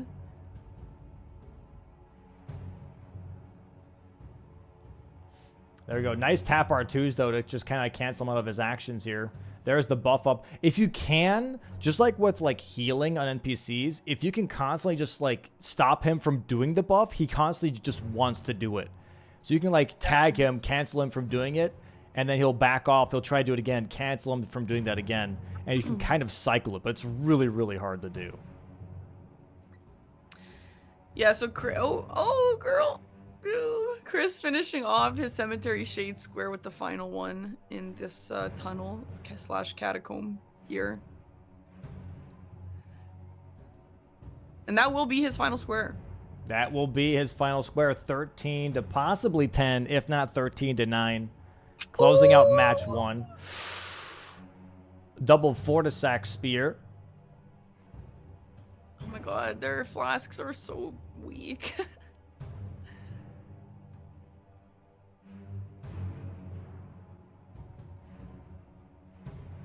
Yeah, these lightning strikes are crazy! Oh my gosh, yeah, that's brutal. Yup, that's tough. That is tough, dude. Viking.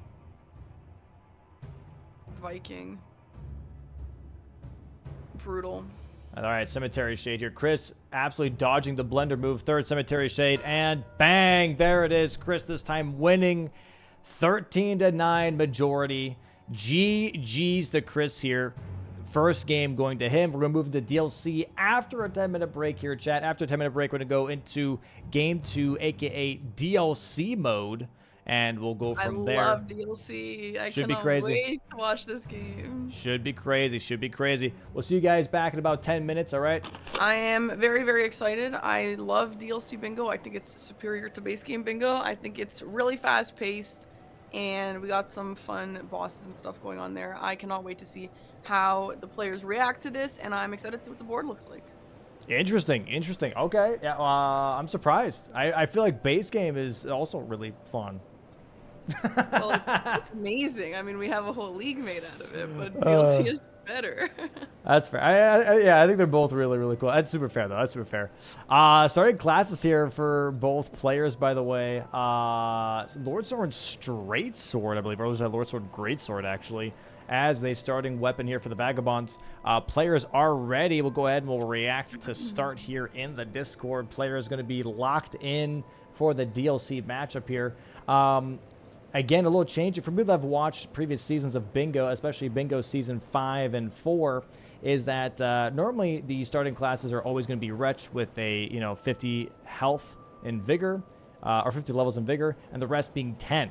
Now, the one big change is, however, is that instead of starting with the club, you get to start with a random weapon on each different class. So they get a little bit of more weapon variety to pick something out that they really, really like. And we're about to see the board here in about 10 seconds. Countdown should start right now. Here we go. That was absolutely on cue, and I feel amazing. Oh, yeah.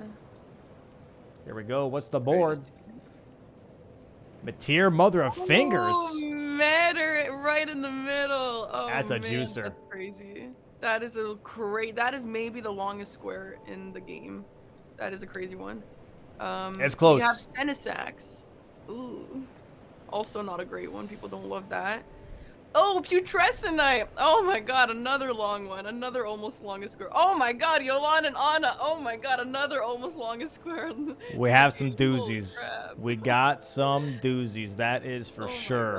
my god. I'm marking some quick squares here on the board that players can do. I'm looking at Kill Red Bear. That's a pretty fast one. That's a pretty fast one people go for here. Also, acquire Vertigus Discus. That's pretty quick as well. Just get the Skidoo Altus pretty much. That's what that means. Acquire Two-Handed Talisman. That one's quick because it's a pickup, and it's just a really good talisman. So I'm expecting this to be rushed, to be honest, because it increases. I believe if you're two-handing your weapon, is it 15% or 20% bonus damage? I think it's 15%, but it's really, really good. It's a really good talisman. It's OP as hell. And then Florisax to sleep. So, Yeah. some pretty good rush squares here. Yeah, we do have Giant Lightning Ram. I don't know if that's extremely rushable, but it's definitely not also extremely slow. We have Yes. Golden Hippo. That's rushable. Yeah, I'd say it's pretty rushable in this case. I don't know if it would happen on this board specifically. It might actually. We do have the Golden Hippo Letta Rune combo here that we had yesterday as well. Letta Rune here being a corner square, so that is an option. Beyond that, though, I don't know exactly what the exact plan of action is here. But we are very much all across the map here with all these different squares. Acquire 3 Blessings of America. That would be a Tree Sentinel kill here, which is also a base game boss. So we have, you know, a little bit of synergy here between Blessings of America and kill a base game boss in the DLC. For everyone wondering, what's base game boss in the DLC?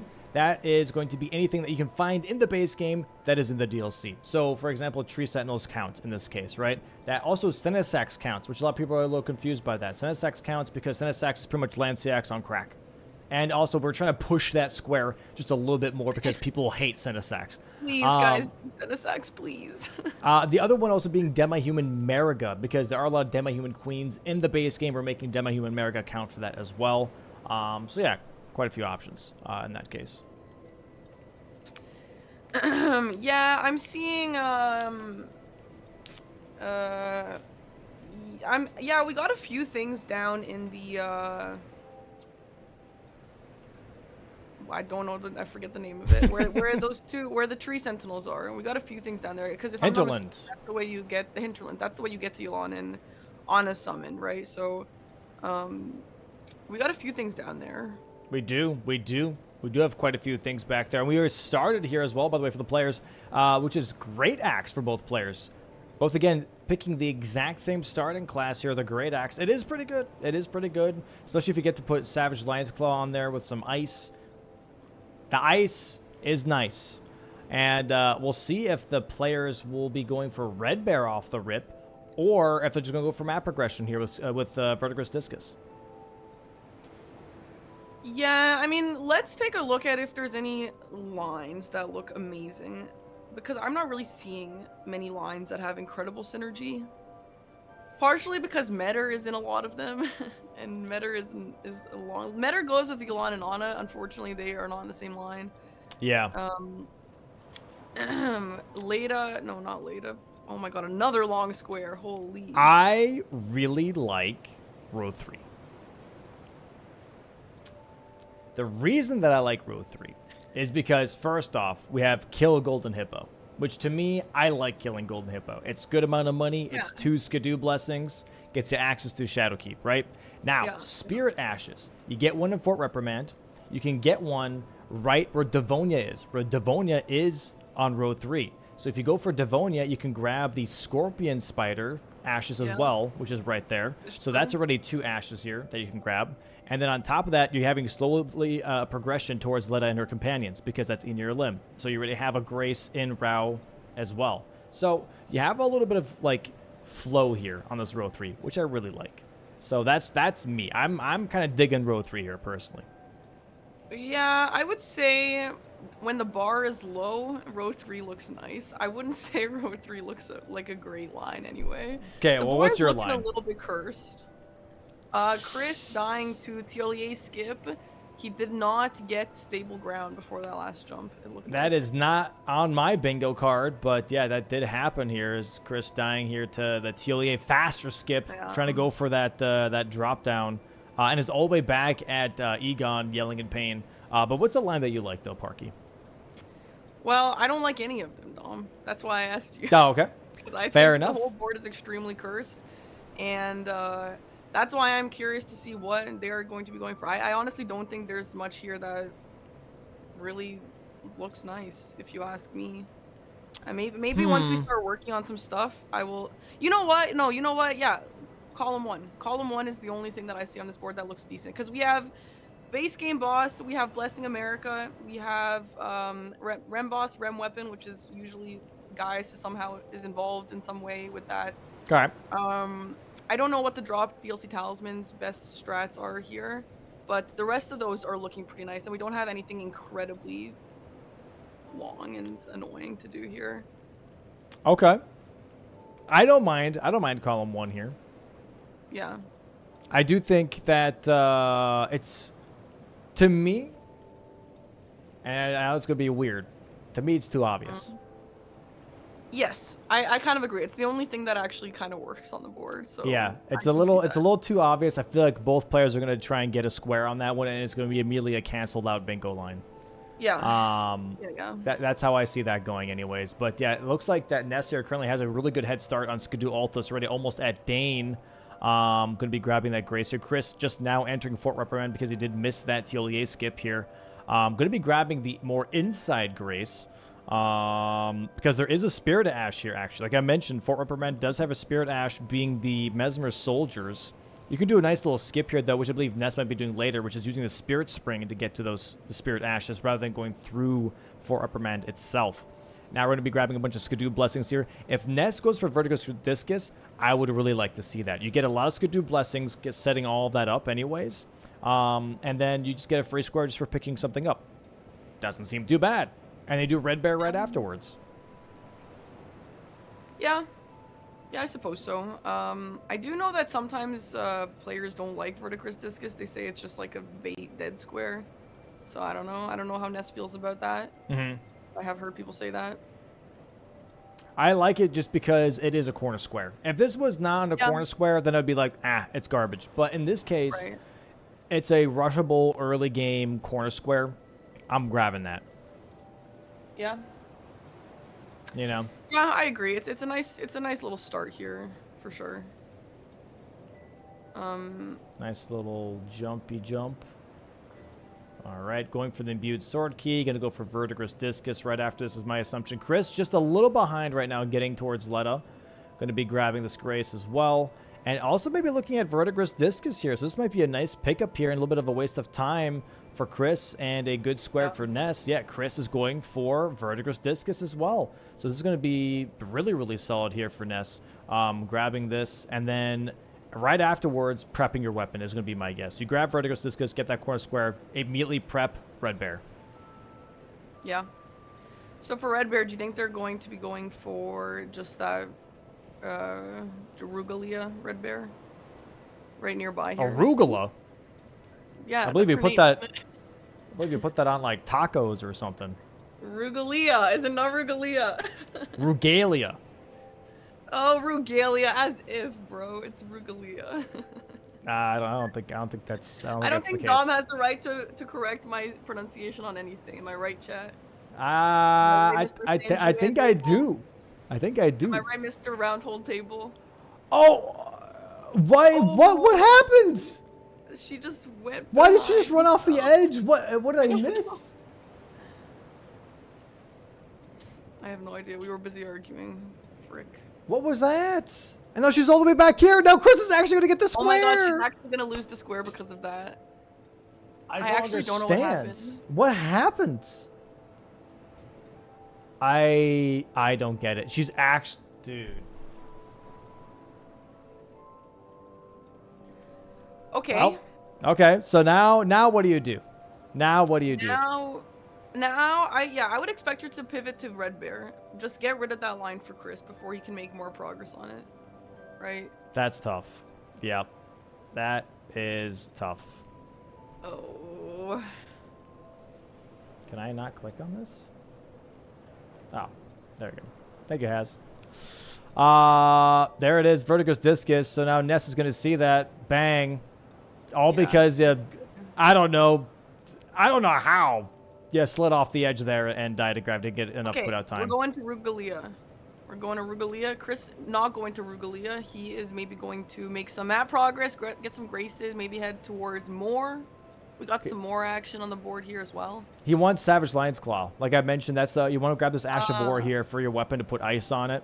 Because it's just going to help make fights so much faster, especially the early game, because you don't have a lot of Skidoo blessings, you don't have a lot of levels.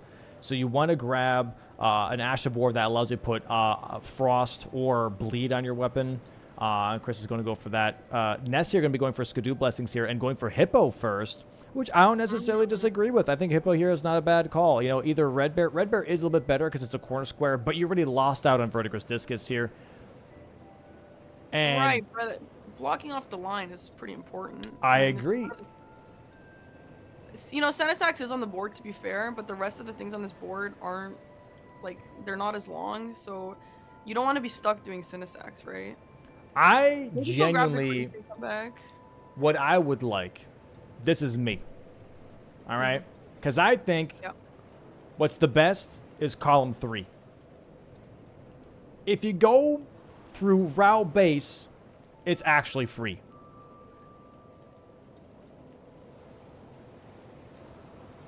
You get Two-Headed Talisman, you get Lightning Ram, you have access to Putrescent Knight. You see what I'm saying? And you also can activate Materia Mother Fingers, at least on south side.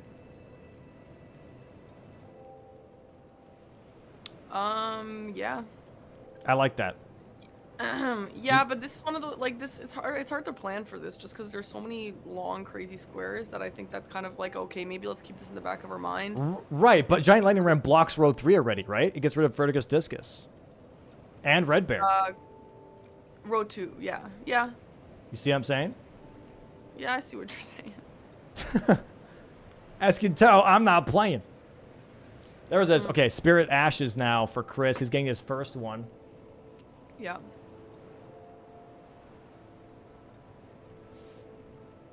And Ness now going for that Savage Lion's Claw. Yeah, they'll have a nice weapon set up. That's nice. Something to work with. Yeah, you're right. Chris is going to be putting ice on his weapon. Yeah, Ness going to be going for the same thing here. Dude, Two-Handed Talisman, I think, is just such a no-brainer move. Like, I think they... Not saying that they're not respecting it, but what I am saying is it's worth rushing for, especially with this showcasing some synergy, you know, with some other squares. That map progression will help. Because you also have 2 legendary Ash summons. Guess what's next to Two-Handed Talisman? The Divine Bird Ornus. Right. Like, it's banger. Yeah. Yeah, there's some, I mean, the Red Bear guy is there too. I don't know if that's ever what anyone yeah, you could do that. You could do that. That's fair. No, I'm not completely against that. I'm not completely against that. Yeah. Yeah, I don't know. I guess it depends on if they're more comfortable with him versus the actual Red Bear, but it's a little bit out of the way. Yeah. Maybe if there was NPCs on the board, it would be better. I see what you're saying. To be fair, we do have NPC dropped weapons, right? That would maybe work with that. Yes, that would work with that. That would work. So 100%. I mean, we do have some stuff going on here. We do have some stuff cooking. So. It's a harder board to read. It's a harder board to read for sure. But there is some really nice movement here that I think it just takes a little bit to see. Yeah. Yeah. But again, okay, we have Chris going. Yeah. What? No. Go ahead. You were really excited about something. I was just wanting to rhyme again, so don't even worry about it. That's just some silliness. You just go for it. I was just gonna say we have Chris going Golden Hippo, which is nice. I like seeing a Golden Hippo. And like you said, it gives you Skidoo, it gives you access to a bunch of stuff, gives you some money, and it obviously gives you the Golden Hippo on the board as well. You know what's interesting? Are we going to be seeing the backside here at all? Because I don't know if players do those guys skips from the front. But we need the back, right? Yeah, no, you need that for Hinterland, but you can do a Shadow Keep skip here from the front to the back if you really wanted to. Right, that's what I'm saying. I feel like, I don't know, not all the players are super comfortable with that. But also, that still kind of blocks you out from doing Emir. Well, it doesn't block you out necessarily, but like the travel time just doesn't make any sense. Like going around, all around would make more sense. Yeah, you're right about that, yeah. Yeah, we got a lot to do with Emir and Metter. Oh my god, this board is all over the place in the map. Which is exciting. I like this board. I mean, if I was a player, I would hate this board, but as a viewer, I like this board. I like the board. Even as a player, I think I would like it because it's a lot harder to read. There's not anything that's super obvious, you know, and those are more fun to watch and play because there's no cookie cutter like, oh, I know that this is gonna happen. I know I should be doing this. I know I should be doing that. It feels less solved. Yeah. Yeah, you really gotta have to, you know, because sometimes you'll see, oh, there's a line, but there's Senesac, so I'm gonna avoid that line. Or, oh, there's a line, but there's Metter, so I'm gonna avoid that line. You can't really do that here. All the lines have something that you don't really like, so it's time to think about which one of those squares you're willing to do and which one makes the most sense. Oh, Chris didn't upgrade his weapon just yet. Where did his weapon go? Oh, he didn't drop it just yet. Okay. Chris is trying to drop his weapon mid-combat. There we go. Now has it equipped. Do some quick menuing. Very nice here. And now Ness is also on the same fight here. But Ness, unlike Chris, did not actually put ice on her weapon, but instead put heavy or standard. Maybe didn't have enough money to actually buy the Glintstone Wetblade just yet. There's a Frost proc here for Chris. There's already a Stagger here for Ness as well. Chris going to be doing a little bit more damage now because of the Frost proc. Going to go for that riposte. Phase 2, here it is. But whoever dies first, the other person gets the square, right? So even if you have a better weapon, might not matter. The weapon damage, other than the Frost, obviously, is pretty similar. Yep. There it is. Another Stagger here for Ness. Going for some nice R1s. Yellow damage. Chris healing up. Trying to get that Ritual Sword and Shield Talisman popped up again. Charged R2 here from Ness. 2 charged R2s. Should be close to a Stagger. Nice Stagger here. Canceling out the phase transition. Great. Going for some more R1s. Sadly, Chris is a little bit ahead currently on Hippo here for Ness. Chris going to be getting another Frost proc here very soon. Has to be careful. Spin attack here from Hippo. Does take a tick of damage here. Nothing crazy. Another Frost proc and Stagger here for Chris. Savage Lion's Claw. Spin to win. And Ness here currently also getting close to the end of this fight here. A third of the health left here. But Chris still ahead. Oh. Ness getting a little bullied by this. Needles! Needles for Chris. He has to run. He can't attack. Those deal a lot of damage here. Does roll the bite attack. Little nom action. Gets knocked into the air here. Ness gets a couple more hits and might get another Stagger here. Chris has to heal up for the Shield and Swords Talisman. Get some other R1s. One more R1 should do it. Bang! There we go. Nice. Chris gets Golden Hippo on the board. A little greedy, but it worked out. And now Ness can still get this. Get the money. Get the Skidoo Blessings. Might as well cash in. Gets to access to Shadow Keep. Chris here now back. Going for Moore's armor set would be my guess. Yeah, I think so too. Yeah. It's going to be 3 squares for Chris in just a moment. The way this worked out for Ness is unfortunate because, yeah, if it wasn't for that little mistake that she made falling off the cliff, she would have very well potentially had both of these squares. Yep. It is tough. It is always a tough situation, realizing that. But hey, there's always bounce back. There's always bounce back. Yep. Absolutely. There's a lot of crazy stuff on this board. They're just getting some of these really quick squares out of the way, but soon those will all be gone, and then there will be plenty of room for catching up and falling behind and whatever else. But so that shows you why Frost is so good, though. That shows you why Frost is almost a requirement, right? Because like that was almost 30-40 seconds faster than Ness here. You know, just that extra Frost for the proccing damage, but also just like the overall lower defense when they are frosted just really helps with these fights when you're on low Skidoo. Yeah, Chris rushing here for more now. Ooh. Ness running into Shadow Keep here. Yeah, I wonder what she's got her eye on here. Maybe just getting some grace progress for Do we have later rune? I thought I saw late. We Yeah, do have later rune rune, in yes. corner Top square. right. Yeah, which is nice. And yeah, I guess making progress towards Devonia and all those raw ruin stuff makes sense. Makes sense. There we go. Moore's armor set. Yeah, this Letta rune actually would be very nice for sure. It would block out row 1, block out the diagonal. Would give her maybe column 5 to play with here. Nice rolls here from Ness. Nice pickup here from Chris on the Moore's armor set. So now we're in an interesting position. Red Bear. Chris going for Red Bear, really activating a lot of lines. Maybe going Chris for getting Red Bear is a little spooky, actually, because, yeah, the Ness has got to get on to blocking that line. And that's why Giant Lightning Ram is a good move. Good move, because you block out column 3 and row 2. Row 2. And then you get the two-handed talisman, which will buff your damage by 15%. And then you go. And then you go to South Coast. Wow. That's good. That's a good. We should make that a BRB. It's a banger, man. Thank you. Yeah, that was amazing. Chris did not go Red Bear as I thought, but he is going to lower Rao, which is good for a bunch of reasons. Yeah, I mean, he's going for the two-handed talisman possibly here, and access maybe to Red Bear, and also access to the 2 legendary ashes, right? Yeah, there's a lot to do here.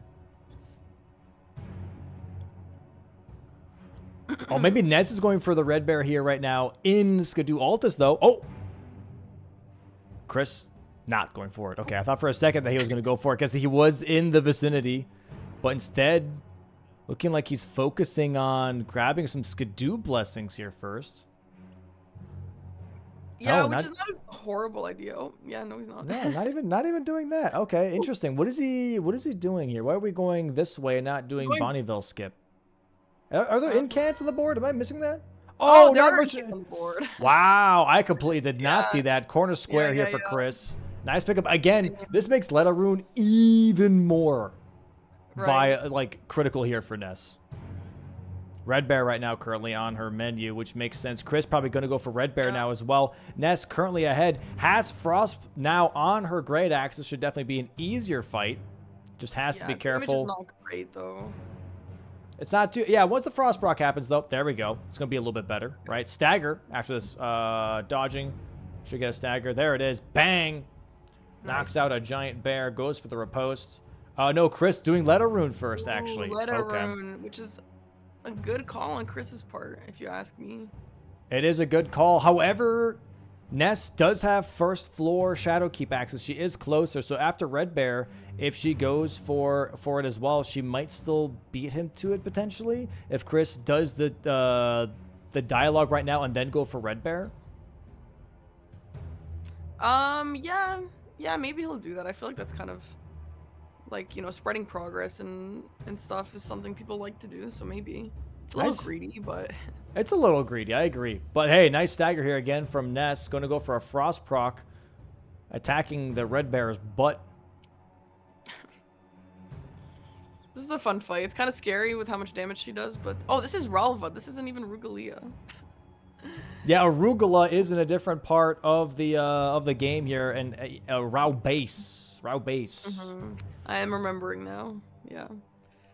Well, anyway. Nice block. Done here. Oh no, Chris is just focusing on Letta Rune. There it is. Red Bear for Ness gets on the board, blocks out row 3, activates column 2 here for herself, but also blocks the diagonal, which is nice. But yeah, Letta Rune now is a little scary. She does have the grace, but she needs to do the dialogue. I'm not sure what she's thinking. No, she's not doing Leda. That's not Leda there. Yeah, she's going to... I don't know. I'm not sure. I don't understand. Okay, well, we'll give it a second. Maybe she's cooking. Oh, Ritual Sword Talisman is a little interesting for not having that in your equipment slot. That's definitely just like free damage, because especially for DLC. In base game, I don't think Ritual Sword Talisman, even though you have to go kill Gillica to get that anyways, is as viable. But in DLC, because everything deals so much damage, you're going to be topped up on health most of the time anyways, because you get 2-shot. So you want to just have full health regardless. So it might as well have bonus damage while you're doing that. Makes sense. Warrenton here going absolutely buck wild crazy on Letta. Letta not having any breathing room whatsoever. Slice and dice. There we go. Frost proc as well on her. Chris trying to get his hits in there as well. And that was a really nice Letta fight. Yeah, wow. It's going to be very strong for Chris, because now we have that Letta rune on the top right area. So row 1, diagonal, column 5. Okay, so you know what Ness is doing? I think Ness is looking at south. So she's looking at ADM. We'll give her an NPC dropped weapon. We're looking at Florisax. We're looking at Senisax here. We're looking at Putrescinite very long into the future. Metter, Mother of Fingers is required to go south here. Lightning Ram. Like, there's a lot of stuff south. So actually, I mean, I wouldn't have expected her to do this exactly in this order. But there are a lot of important things that will happen down south here. So it's not a bad idea for sure. All right.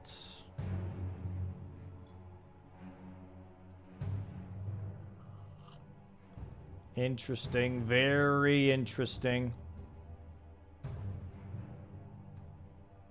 And Chris is, I think, finally making his way to backside. Backside. Yep. Yes, sir. So yeah, Ancient Dragon Man here. That's going to be a dropped weapon for Ness. It's a katana check. It blocks out column 5 if she wants to try and focus on that just a little bit. I do like Devonia here. I know it's kind of early for that, but it does block out column 5 and row 3. Kind of avoid some of those scary lines here. But I really don't mind the Ancient Dragon Man right now. Yeah. Gives you a weapon check, as we just said, but also gives you access to South Side. Gives you access to Giant Lightning Ram. You can do Elac River for Giant Lightning Ram, but it just gives you access to that one just anyways, but also Florisax. And I guess base game boss in the DLC for Demi-Human Mariga, but beyond that, I don't know. There's Metter progress down here. There's Putrescinite progress down here. Sure. But you aren't required, like, isn't anything specific Red Coast necessarily. That's what I'm getting at. Like, Elac River here pretty much solves your problem besides Senisax, you know? Like, you could technically avoid this fight if you really wanted to. Yeah, but there is NPC dropped weapon. I mean, I don't see the harm in this at all. No, I don't necessarily disagree with the play. I don't. Chris, down here, I think I didn't see, but I assume he's picking up a Revert Ash. There is one down here in this dried up river. Also, axe check. Oh, Meteoric Ore Blade. I love that weapon. That's my favorite katana in the game.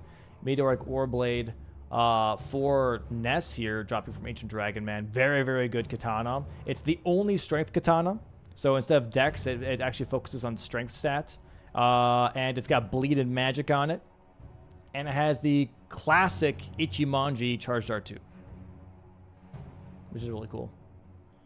We'll see if she ends up switching to it. Doesn't look like she's incredibly interested in it, but we'll see. Yes. We'll see. Yeah, Ness doesn't look like she's really sweating too much about the number of squares that Chris has on the board. I wonder if she's cooking up something crazy. They are taking completely different paths here, which is interesting to see. Mm-hmm. Yeah, going for the Grand Communion Dragon Altar, I believe is what it's called, with Florisax. So getting access to that, which is nice. But Chris getting backset here, I do think is currently just a little bit more viable. Yeah. I think that for the quicker things, yeah, I think what Chris is doing is a little more important. But Ness is setting up for some late game stuff, so I don't completely hate her path either. I do wonder if anyone will care about the catacombs here. Catacombs in this game are kind of annoying, so... Yep, Chris is locked out of floor sacks, put to sleep. Classic Chris move to be locked out of a square. Yet again. Wait, what locked him out of that? Killing Moore, because Moore gives you the black syrup to give to Tillier to actually have the sleep potion. So he knew that, though. That's a, I mean, I don't think that's one of those. Yeah, I think, I think so. Because I think that there's stuff in this game where, yeah, you have to pick one square or pick the other.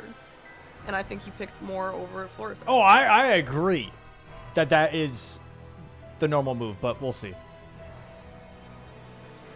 I'm going to give Chris the benefit of the doubt here. That's fair. That's fair. That's fair. Because yeah, I think it's a part of bingo, right, chat? Where there's a lot of stuff where it's like, okay, I can't do both. I can only do one of these two. For example, this, or for example, the Iris of Grace versus the other version, the evil version. So yeah, that's part of the fun of bingo, seeing which ones you're going to sacrifice, which squares you're going to take. Stuff like that. So I'm going to go ahead and assume that Chris did that on purpose. Okay. Sounds good. And yeah, we'll see here. Ness, I believe, is going to be dropping down. You're going to be grabbing Demi-Human Mara. Going to be doing the skip potential. Potential skip. The cool skip. Oh, here we go. Ooh. Nice. Hell yeah.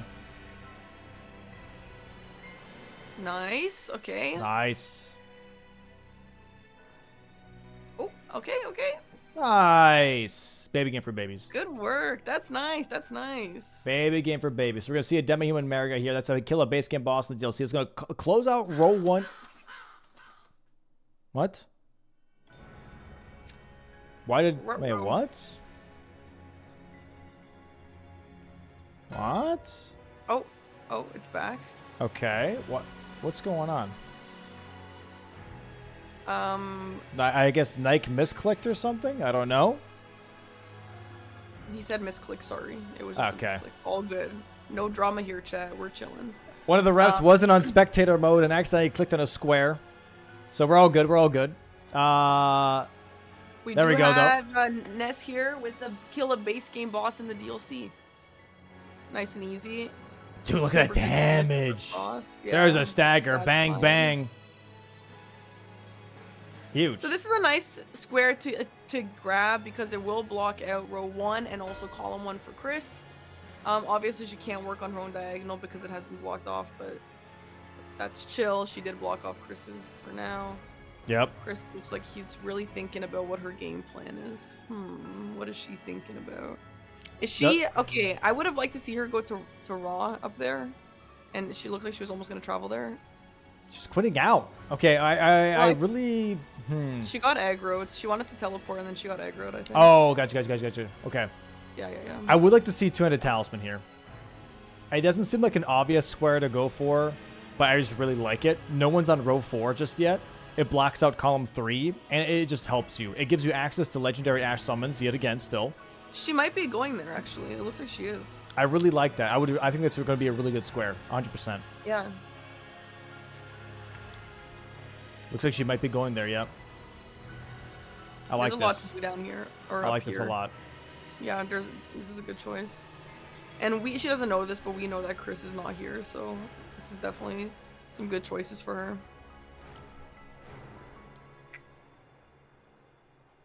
All right, well. Oh.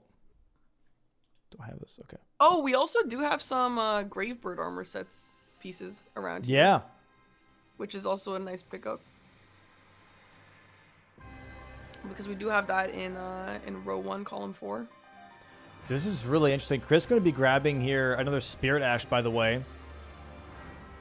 Which is going to be the Fire Knight Hilda, I believe. That's what she's called. I'm going to have to lower this elevator first, then bring it back up again. Oh, there's so many enemies around. I would quit out here if I were Chris, to be honest, because that Fire Knight could really cause a problem here. He's deciding... Are you allowed to because of the elevators? There's a rule that you can't when waiting for elevators. Right. That is fair. Maybe well, he could have done it before. Like, I'm not trying to break any other rules, man. He could have done it before he started touching the elevators, you know? I don't think he's trying to. Yeah, I think he's fine. He's fine. He's fine. Yeah. Oh. Oh, No, there you go. But I mean, it's chill. He got what he wanted. Yeah, he got the Spirit Ash there. Fire Knight Hilda. That's 2 Spirit Ashes here for Chris. That would row 3. That would row 3. Yeah, it looks like Ness is going for that 2-handed talisman here too. I like this. Like I've been saying, dude, that's that whole column 3 with the legendary Ash summons. I like this a lot because if Ness gets legendary Ash summons with 2-handed talisman, not only is it row 4, but she has 3 squares on a diagonal, right? Yeah. Which blocks out a lot of things. It's going to block out the row 4. It's going to block out the column 4. You have the column 2, row 2 block, row 1, column 1 block. Like, she's going to be covering a lot of ground here with all these squares. Yeah. No, I agree. I think she's cooking. Meanwhile, Chris just died. Oh, I must have missed that. He just fell off and died. We're not grabbing the 200 talisman. What? Oh no, Dom. What are we doing? You were so excited about it. She's going for the legendary Ash summon first. Yeah, that's okay. That's okay. Ash, She might get it later. Potential. yeah. Surely. Nice pickup here. And she looks like she is going back.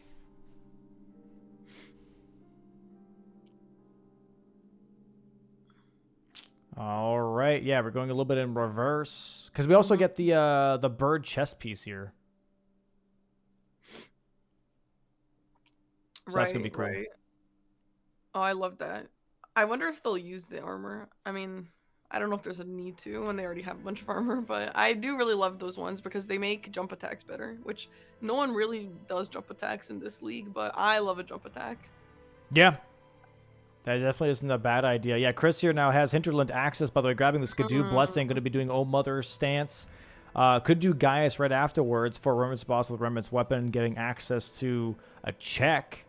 And then also getting access to a Blessing of America here with the Tree Sentinel kill. Yeah, I love the Hinterlands play. If I were playing this game, I would have also prioritized Hinterlands like Chris. I think that there's so much to do here. The Hinterlands is relevant for Yolan and Ana, for Kill Metter, for Blessing of America. Base game DLC boss, okay, not anymore, I guess. But, like, there is just so much you can do here. We have a DLC Spirit Ash by the hand as well.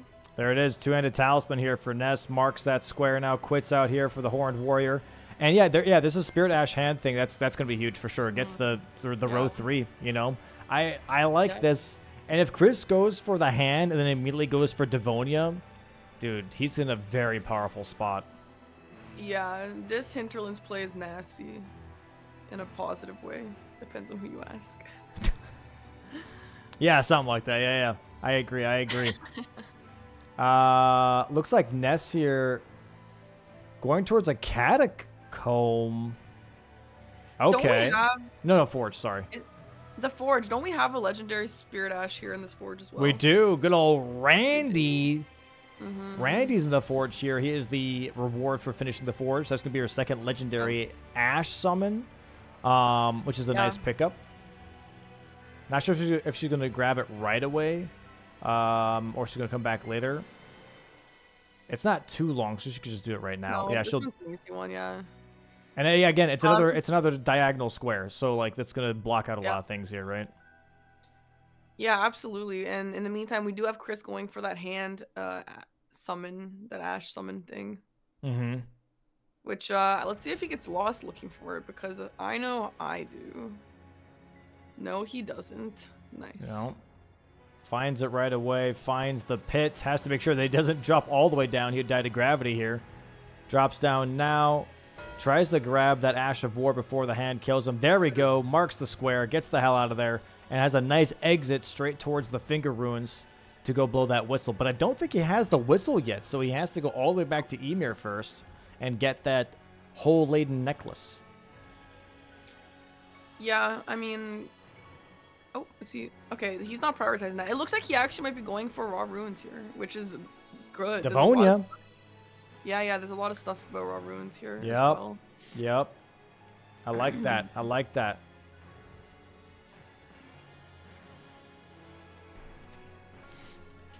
All right. this forge here. For Ness, row 4 is her ticket out. Get legendary Ash summons. I don't know if Catacombs is necessarily the right play off the rip. I would probably do Rolana as our fastest remembrance weapon check. It's a scary fight, I would say, kind Yes, of, it right? is a scary fight. But it is your fastest check for a remembrance weapon.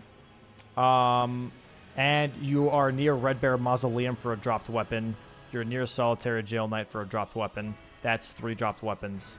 You could really force Chris to do double Catacomb, which is so cheeks on this board because there is no Mitros Mance here at all.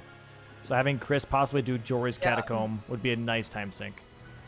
Yeah, that would suck for Chris to have to do that for no other reason. Yep. Nice pickup here from Ness. 6-4 currently for Chris. 2-square lead. What is the next move on the board for both players? Okay. Yeah, Chris, it looked like he was debating going somewhere else, but he is going to be making a little more progress towards Raw Ruins. Meanwhile, Ness is going towards... More. But we don't need... I guess we do for... If she's thinking of Leda, maybe she wants to just get him out of the pool. Floor sacks, I guess. Yeah, okay. Yeah, 100% floor sacks. I forgot. Which Chris is locked out of. I don't know if she realized that with seeing Moore's armor set already being marked by Chris, that most likely he's like locked out of that square. You can always make the assumption that Chris did do Concoction first and then killed Moore, but Chris didn't necessarily do that. So he's making his way towards Devonia right now. That column 3 row, that row 3 column 5 is definitely looking pretty scary at this point, especially because Ness doesn't really have backside access to really contest Materia with their fingers at all. Oh god, getting locked into doing Metter would be kind of a nuisance. I will say it's not like Metter is just nothing. It's like you do have stuff you can do on the way to Metter. So it's not like getting Metter will be just totally a dead square, but it is still annoying to have to be prioritizing that. I don't think she needs to do floor sacks to sleep right now.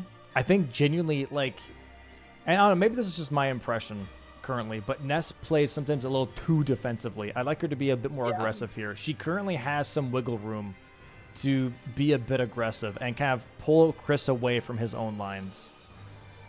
It's a tough thing to do, but I think she's currently in the position to do that. I agree. I totally agree. I mean, I don't know. Chris can be a scary opponent sometimes, and sometimes when I don't know what Ness's opinion is on the other players, but if I was playing against Chris, I would be a little scared just because I know he's obviously very experienced and a quick player and obviously very aggressive as well. So it's hard to let yourself try and be a little more offensive and be in the driver's seat. Yeah. So I can't say I super blame her. She's just trying to make sure she's good before she can make any crazy offensive moves. I totally get that and respect it, but I do agree with you. I do think that if she wanted to do that, she has the freedom to. Yeah, I would really like to see her rush dropped weapons and then do like one Catacomb and then get Remembrance Boss online. Here is 6-5 currently. Ness almost tying it up now on score. Chris getting Devonia, or working on Devonia, I should say. I would love to see Ness go for some like Solitary Jail Knight here. Go for some Mausoleums. Get some dropped weapons if you can. I think it looks like she may actually be doing that. Where is she going? No, she's going for a Catacomb here. She's going for one of the Death Knights. Chris scanning absolutely shockwaves into dust. Damn. That was a nasty one. Devonia is a little scary. She's so scary. Bro, when I first played DLC, man, she took me a while. I even tried to gravity cheese her for like an hour because I was like, this fight's stupid. Let me try and get her to the edge, and that never worked out. Yeah, I don't think I've ever seen anyone actually just be proper good at Devonia. Like 100% know the fight. Maybe Banjo. But in Bingo, yeah, it's just, I guess it's a tough one because like you want to practice her obviously, but it's not like she really goes with that much else. So you want to put all your time into practicing Devonia. But yeah, I mean, she's kind of a random fight. He's dead. Yep. Yeah. Pancake. All right, meanwhile, what does Ness have going on? Traveling to Morth Ruins here. Not going for Dane. That's not a drop weapon. Yeah, she's going back to. Oh, I guess she's going to backside. Of the thing. Yeah. Okay. I like this. I like this. I like this. I don't mind. Yeah, I think this is good too. Making some progress. Maybe starting to work on some meta action. Yeah, I don't mind. NPC dropped weapon though is good. Okay, it does die here. Okay. Dropped NPC weapons would be great though, so that she doesn't have to get locked into doing Senesax.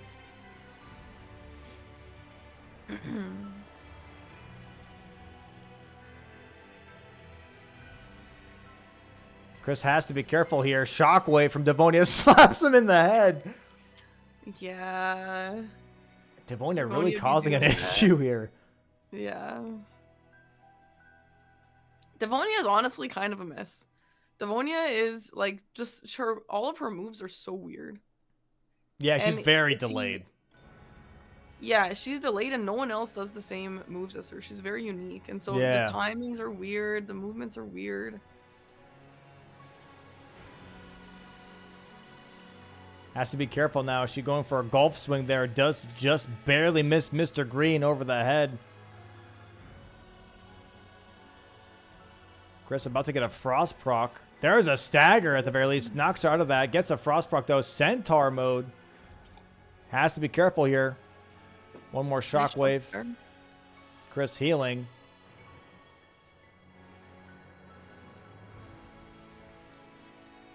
Super move. Goes for the Miranda play. Chris, do you know, compared to the flowers, her Miranda spell actually tracks. It doesn't stay in one spot, which is crazy. Okay. I was going to say, I think he's got it, and then he got hit. Let me not. Yeah, she's really stalling for time here. Yeah. Ness making her way towards backside, getting close to Emir. Here it is. Centaur mode. Now back to hammer mode. Oh, one more hit for Chris. Right. There it is. Devonia down. There it is. So now, column 5, row 3. If Ness gets dropped weapons here, we could see a really nice race. Is what's faster, row 3 or row 4?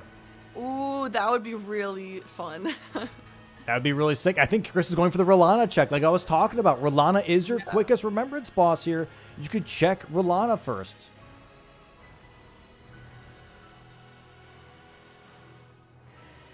Yeah. Okay. All right. Who are the next best NPC dropped weapons in your eyes? Like I said, Solitary Jail Knight would be one. Red Bear Mausoleum for Ness because she has a Grace nearby. It's also one. Yeah, I mean those two I'd off the rip are the ones I'd go for immediately.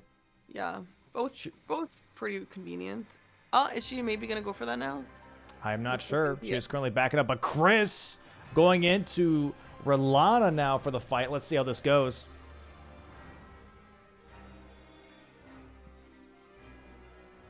See what the damage is like. She is weak to Pierce. Not bad damage here. We have yellow. It is yellow.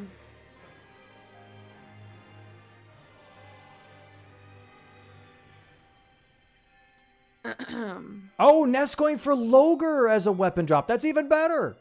That's a great idea, yeah. Great pick. As long as it doesn't get out of hand here, because Loger can absolutely get out of hand. Oh, the Savage Lion Claw doing work, actually. That's looking real good. That's a great pick. Going for the Loger here. That's a really nice pick for sure. Rolana here putting some work on Chris. Chris getting tagged by the blue glint blades. Currently doesn't have the weapon buff. Goes for a stagger, though. Nice charged R2. Goes for some R1s. Tries to greet as many auto attacks as he can before he takes the riposte. Takes the riposte. Ness dying to Loger. Yeah, Loger is one of those you cannot be greedy because it is just he can really get out of hand. Chris trying to get as close as possible with the blue attack here. Does take one tick of damage. Just to heal up all the way. Rolana now in phase 2. Chris has to be careful. Carrion Sovereignty coming from Rolana. Sovereignty, that's the word. I made it sound more fancy. Yeah, you did.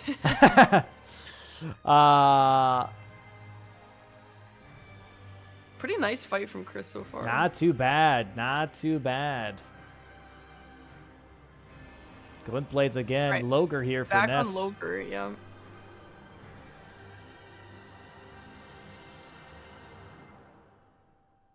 Nice Frost there.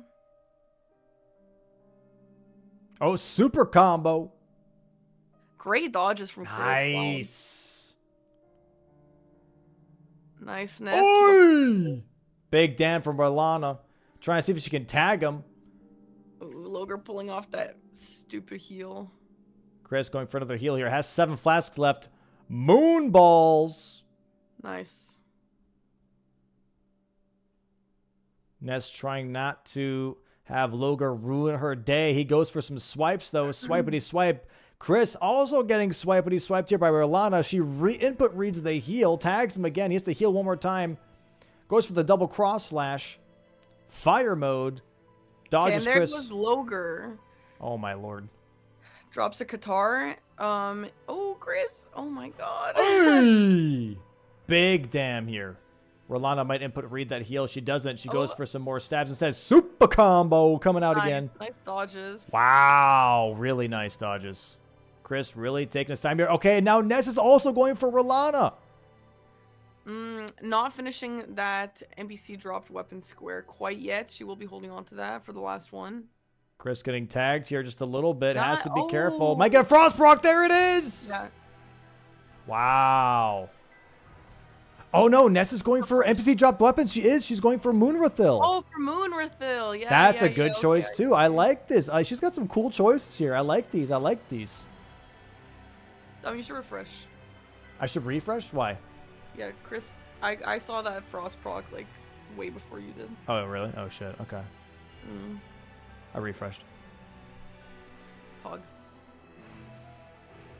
All right, Moonrathil proc, ice proc here. Has to be careful. She is guard countering. Nice R1s. Nice R1s, though. Yeah. Nice damage. Oh, Chris leveling a bunch of arcane here. Does he have an arcane weapon on him? For a remembrance weapon? I'm assuming he does. Going in reverse now towards Gaius, through the looks of it. He has Mogwin's Spear. Ooh, interesting. Okay. He's going to be blocking out that row 4 here from Ness in this Gaius fight.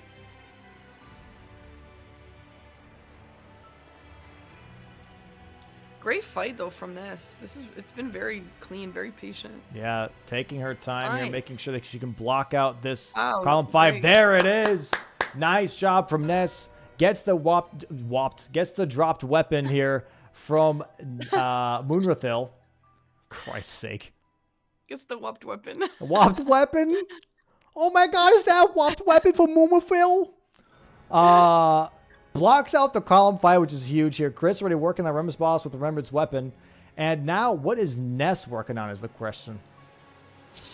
I think she should go. Okay, this might be crazy. I think she should go work on a bunch of stuff with the end goal being Metter, because there are so many things she could do that will help make Metter progress. Just to block that off in the center, get rid of his row 3, get rid of his top right diagonal.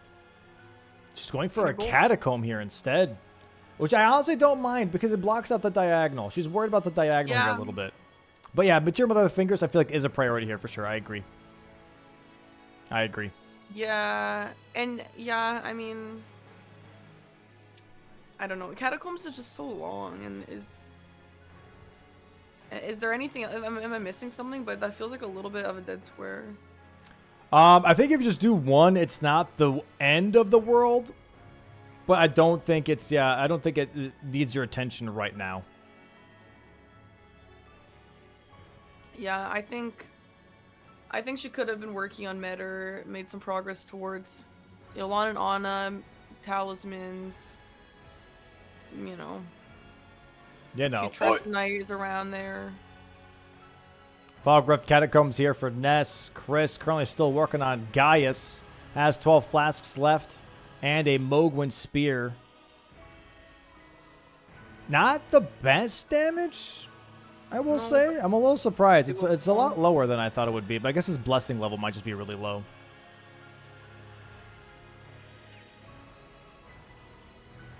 Should be getting a stagger here very soon. One more R1 maybe should do it. Goes for a knee heal instead. Okay. This weapon is definitely not the greatest. It's a very goofy weapon. I agree. There's the But stagger. So few remembrance weapons are the greatest, you know? Yeah, I agree. There it is, though. Nice riposte. One more R1 should do it. Bang! Remembrance boss with the Remembrance weapon is down. Blocking that row 4 here from Ness, which makes sense. I don't think that that's at all a bad thing. Ness seems to like be not really surprised either, being like, okay, that's what he's been up to for the last 15 minutes or 10 minutes, pretty much. Yeah.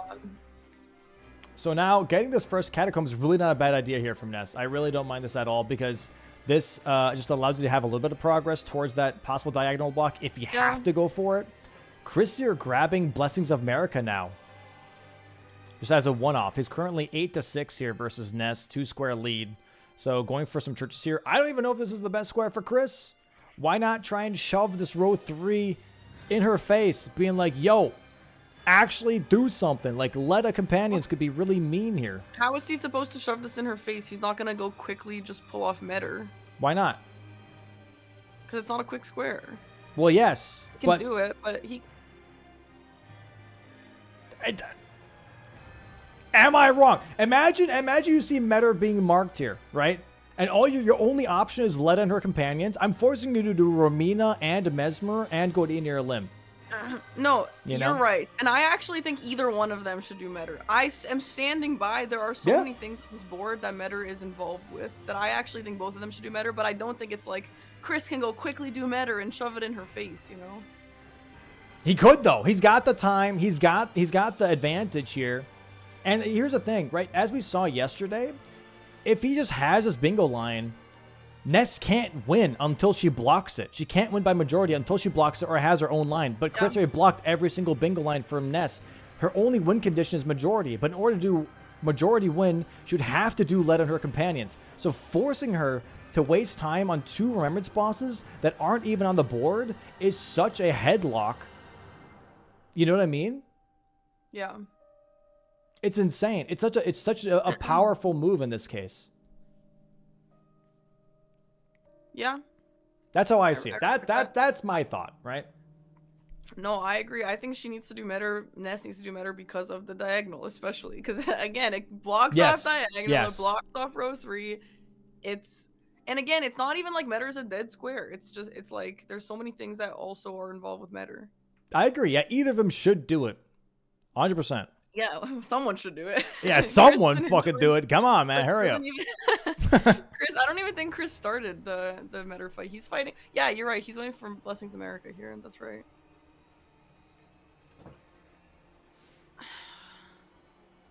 Well, Deathbird here in just a moment.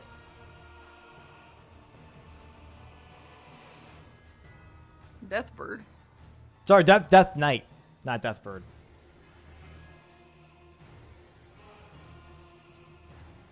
All right, and there it is. 1 catacomb. And she can hide behind. She doesn't have to show progress on this. It is a drop talisman, so that's good. Actually, you know what? I like this play even more. Okay, I do like this play from Ness because we do have drop talismans, which I forgot about, and Death Knights do be dropping a talisman. I do like this, especially because now if she does go do mid-tier Mother of Fingers, she gets 2 more drop talismans for blowing the fingers. Right, yeah. I like this. I like this. Okay, okay. Okay, we're cooking. We're cooking. I like this. Yeah, and she's gonna have progress now on Metter. Well, actually, she hasn't gone to Hinterlands yet. No, she's go all the way. Yeah. So Chris is gonna go talk to Emir now, and I actually think he's gonna have progress on this because I think that they're gonna probably be about the same because it takes a long time to get through Hinterlands, so I think Chris will still be ahead.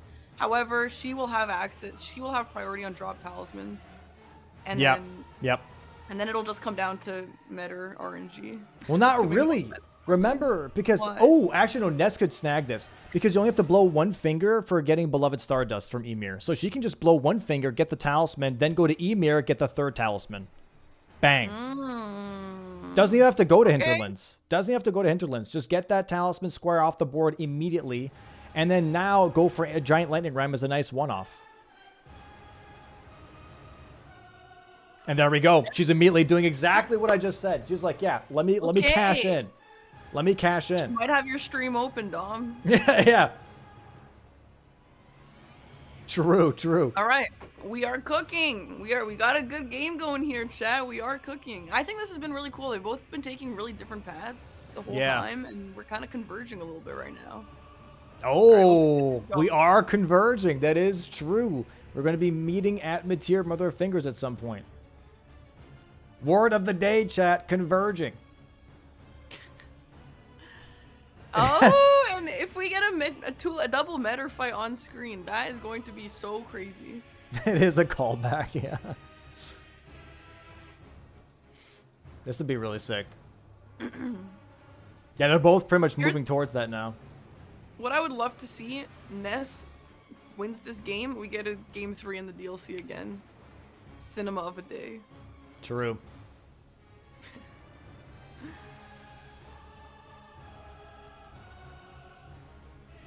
All right, yeah, this is interesting pathing from Ness. I think this is a little bit of a longer way, but maybe this avoids some of the Fingers stupid AoE snare crap that I absolutely hate. It scares me every single time, and then it just irritates me like I hit by it.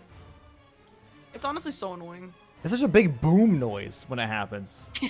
It's so dramatic. Oh my god! And then like a little slug guy pulls up and like starts sucking and stuff. The "Where's my hug" lizard shows up. Yeah. There we go, though. Talisman.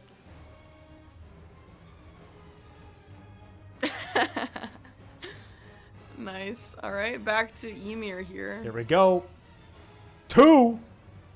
Can we get a 2 in the chat, please? And now we're going to get our 3rd talisman here.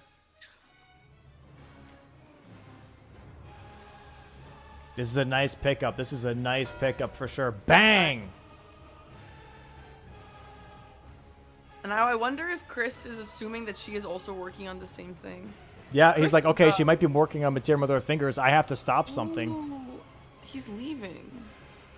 Yep. I'm not getting a meta race. Darn it. He wants to go for the one-offs now. He's like, okay, let me get Revered Ashes. Let me get Giant Lightning Ram. Yep. Dude, that's exactly what he's doing right now. He's going to Bellerot. And Ness is going for Giant Lightning Ram. I love this play from Ness. I love this play from Chris. They're both are like, okay, you just drop talismans. That means none of us can get a bingo. Let's go for fast squares. Let's blow for blow, square for square. Let's see what we can get, right? Revered Ash is fast for Chris.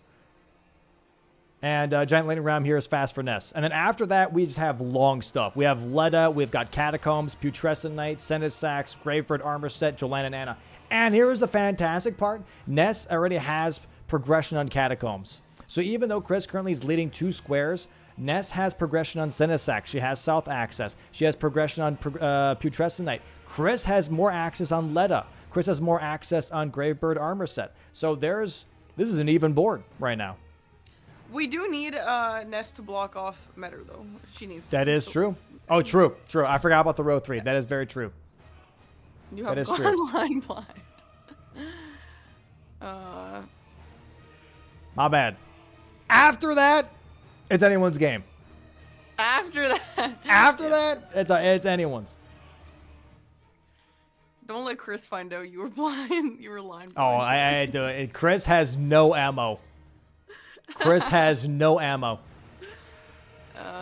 All right. Anyway, let's change topics here. We are back on the lightning ram. Oh, Savage Lion's Claw would be really good because she does get hyper armor for doing Savage Lion's Claw. Ooh, that would be nice. That would be really nice. Instead of trying to go for these charged R2s. Yeah. Ooh, that's actually nice. Misses the charged R2. She didn't miss. She got it. No, the lightning strike hit her. Hit the giant ram. Not her weapon. Okay. I'm not sure why she's standing over there. Okay, she's just waiting for a full cycle. Okay. She just needs to Savage Lion's Claw in the exact pathway rather than going for these charged R2s. Did it hit? That didn't hit, did it? I didn't see if it hit. She has to just Savage Lion's Claw. It's hyper armor, please. Just use the Ash of War. I wonder if Chris will kill Lion here. There is a Revert Ash behind Lion, so I wonder if he will be fighting him. I don't I don't know how fast it will be. Oh, yeah. Oh, that was a nice tag. That was a nice tag. Yeah. Okay. One more hit. Or just throw some bone darts, something. Oh, one more lightning strike could kill it too, technically. There we go. Nice. Bang! Huge. Nice. Yo. All right, Mateer, Mother of Fingers, come on. This is good. Good cash in. Don't let Chris get the free stuff while you try and go for Mateer, Mother of Fingers. Don't let him get the free stuff. So you got Lightning Ram. Now just get Mateer, Mother of Fingers. And we got ourselves a juicy tied up 9-9 game with an open board. She's going for Revered Ashes. No. She's going for Revered Ashes here. There's a oh, never mind. She's not. She's skipping. Okay. Yeah. Wait, what? Why are we going here though? Wait, what are we doing here? She needs to go to Hinterlands for Metter. She's going to do Shadow Keep skip, I guess. I mean, yes. Chris,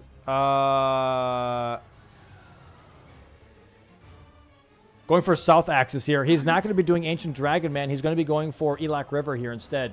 Good, so he can get access to... Oh, I lied. No, I didn't lie. Psych. Going to go through Elak River to get to Mateer, Mother of Fingers, and also Putrescent Knight. And also he gets a Revered Ash on the way. Yeah. Yeah, that's a good plan. But if Ness succeeds at the skip, which looks really spooky, I think it's a Scoopy. It's a oh, okay, we got it. Nice. Okay. Yeah, nice. Nice. Okay, nice.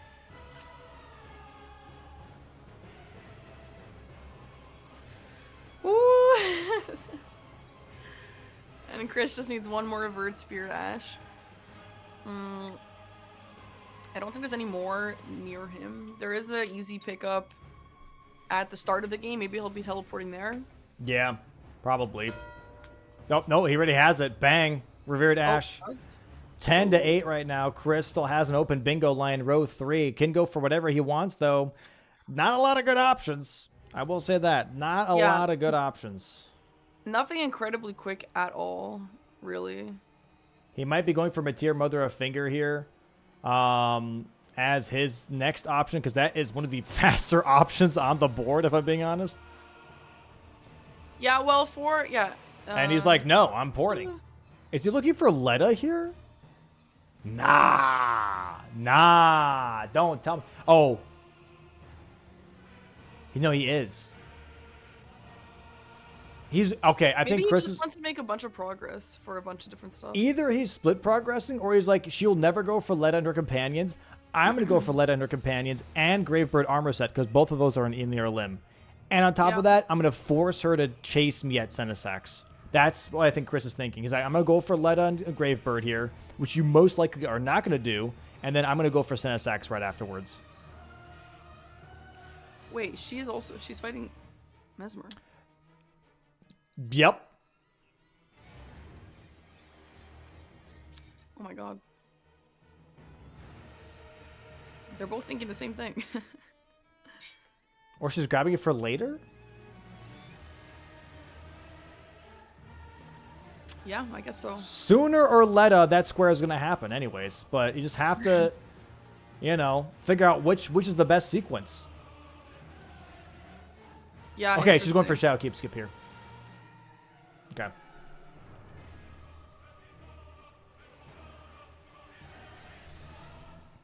God. Very intense. Yeah, this match has been crazy. Oh my god. They're playing very well. Yeah, they are. They're making some good choices, I would say. Good to see Shadow Keep skip here. Oh, is the table broken? Nope. Okay. Nice. Ooh. Nice. Okay, Chris has Frost proc on Mesmer here, going for some kills. Ness doing the skipper. Do we get it? Bang! Nope. Wrong angle. That's okay. Nice quit out. We get another try. Chris here having a little bit of a tussle with Mesmer. Heals up one more time. It has Hornson drop in now for the invasion for some extra bleed potential. Ness misses the skip again. She might have landed on the platform, which means she has to do the skip all over again. Not sure yet. We'll see based on the quit out here. No, she's back on top. Okay.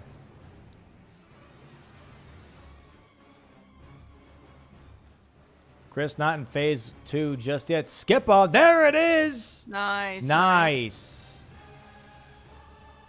Phase 2 now for Chris on Mesmer.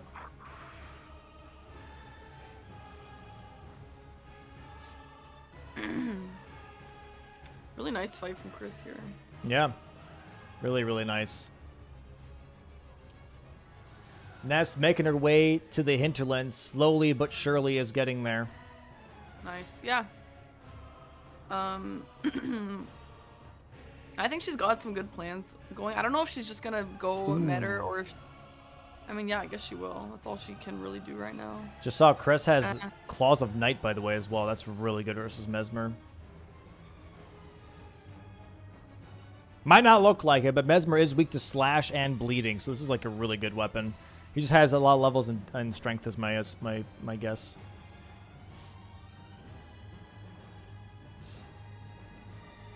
All right, and boom.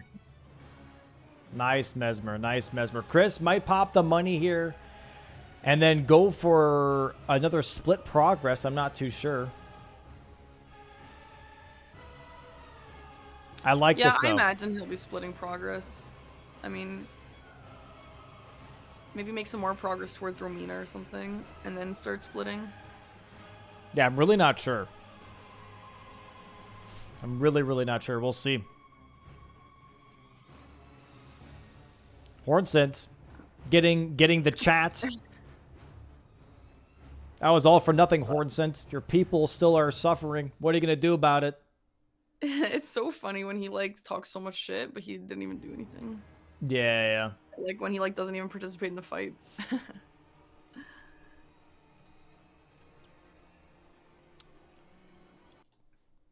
Let's do this one. All right. Ness finally made it to Hinterlands after a few skips, after a few long elevators. We've finally made it. Gonna go blow the second finger whistle. And fucking knew it. What? Chris is doing Letta and Gravebird armor. That's exactly what he's doing. He's trying to be a sneaky little shit. He's grabbing those two squares, and he's going to go for Ancient Dragon Man now to have access to Ancient Dragon Senisax. Those are his 3. Those are his 3 to go for, and it's a good plan. It's a great plan. Those are really long squares to go for. They're just not optimal right now. You know, it's a nice progression to do here. I think it's a really good play. It gives him access to material if he really, really needs to do that, which he's not going to. It's a good thing to do. Like, it's a really smart play from Chris. Yeah, I agree. Because yeah, Ness is now stuck doing meta or Leda, but obviously Chris has priority on Leda, so. Yep. Chris still has to do Romina, obviously. This is still going to take a while doing the Gravebird armor set and Romina and all that stuff. And who knows? By the time maybe Matir is already dead and then she goes for Senisax right afterwards. That could be a juicer, right? Yeah. But she doesn't know. There's nothing. Chris hasn't marked anything in the last... Okay, it's only been 6 minutes. But still, he could be working on Catacombs, right? She might close out on Catacombs first after Matir Motherfingers because she doesn't want to lose that progress either, which would be probably the worst thing to go for in her situation because he's not even touching that. Yeah. But obviously, when you're in the position that Ness is in, you're like, oh, I put some work already into the square. I really don't want to lose out on that time that I put into it. You're more likely to just want to complete it.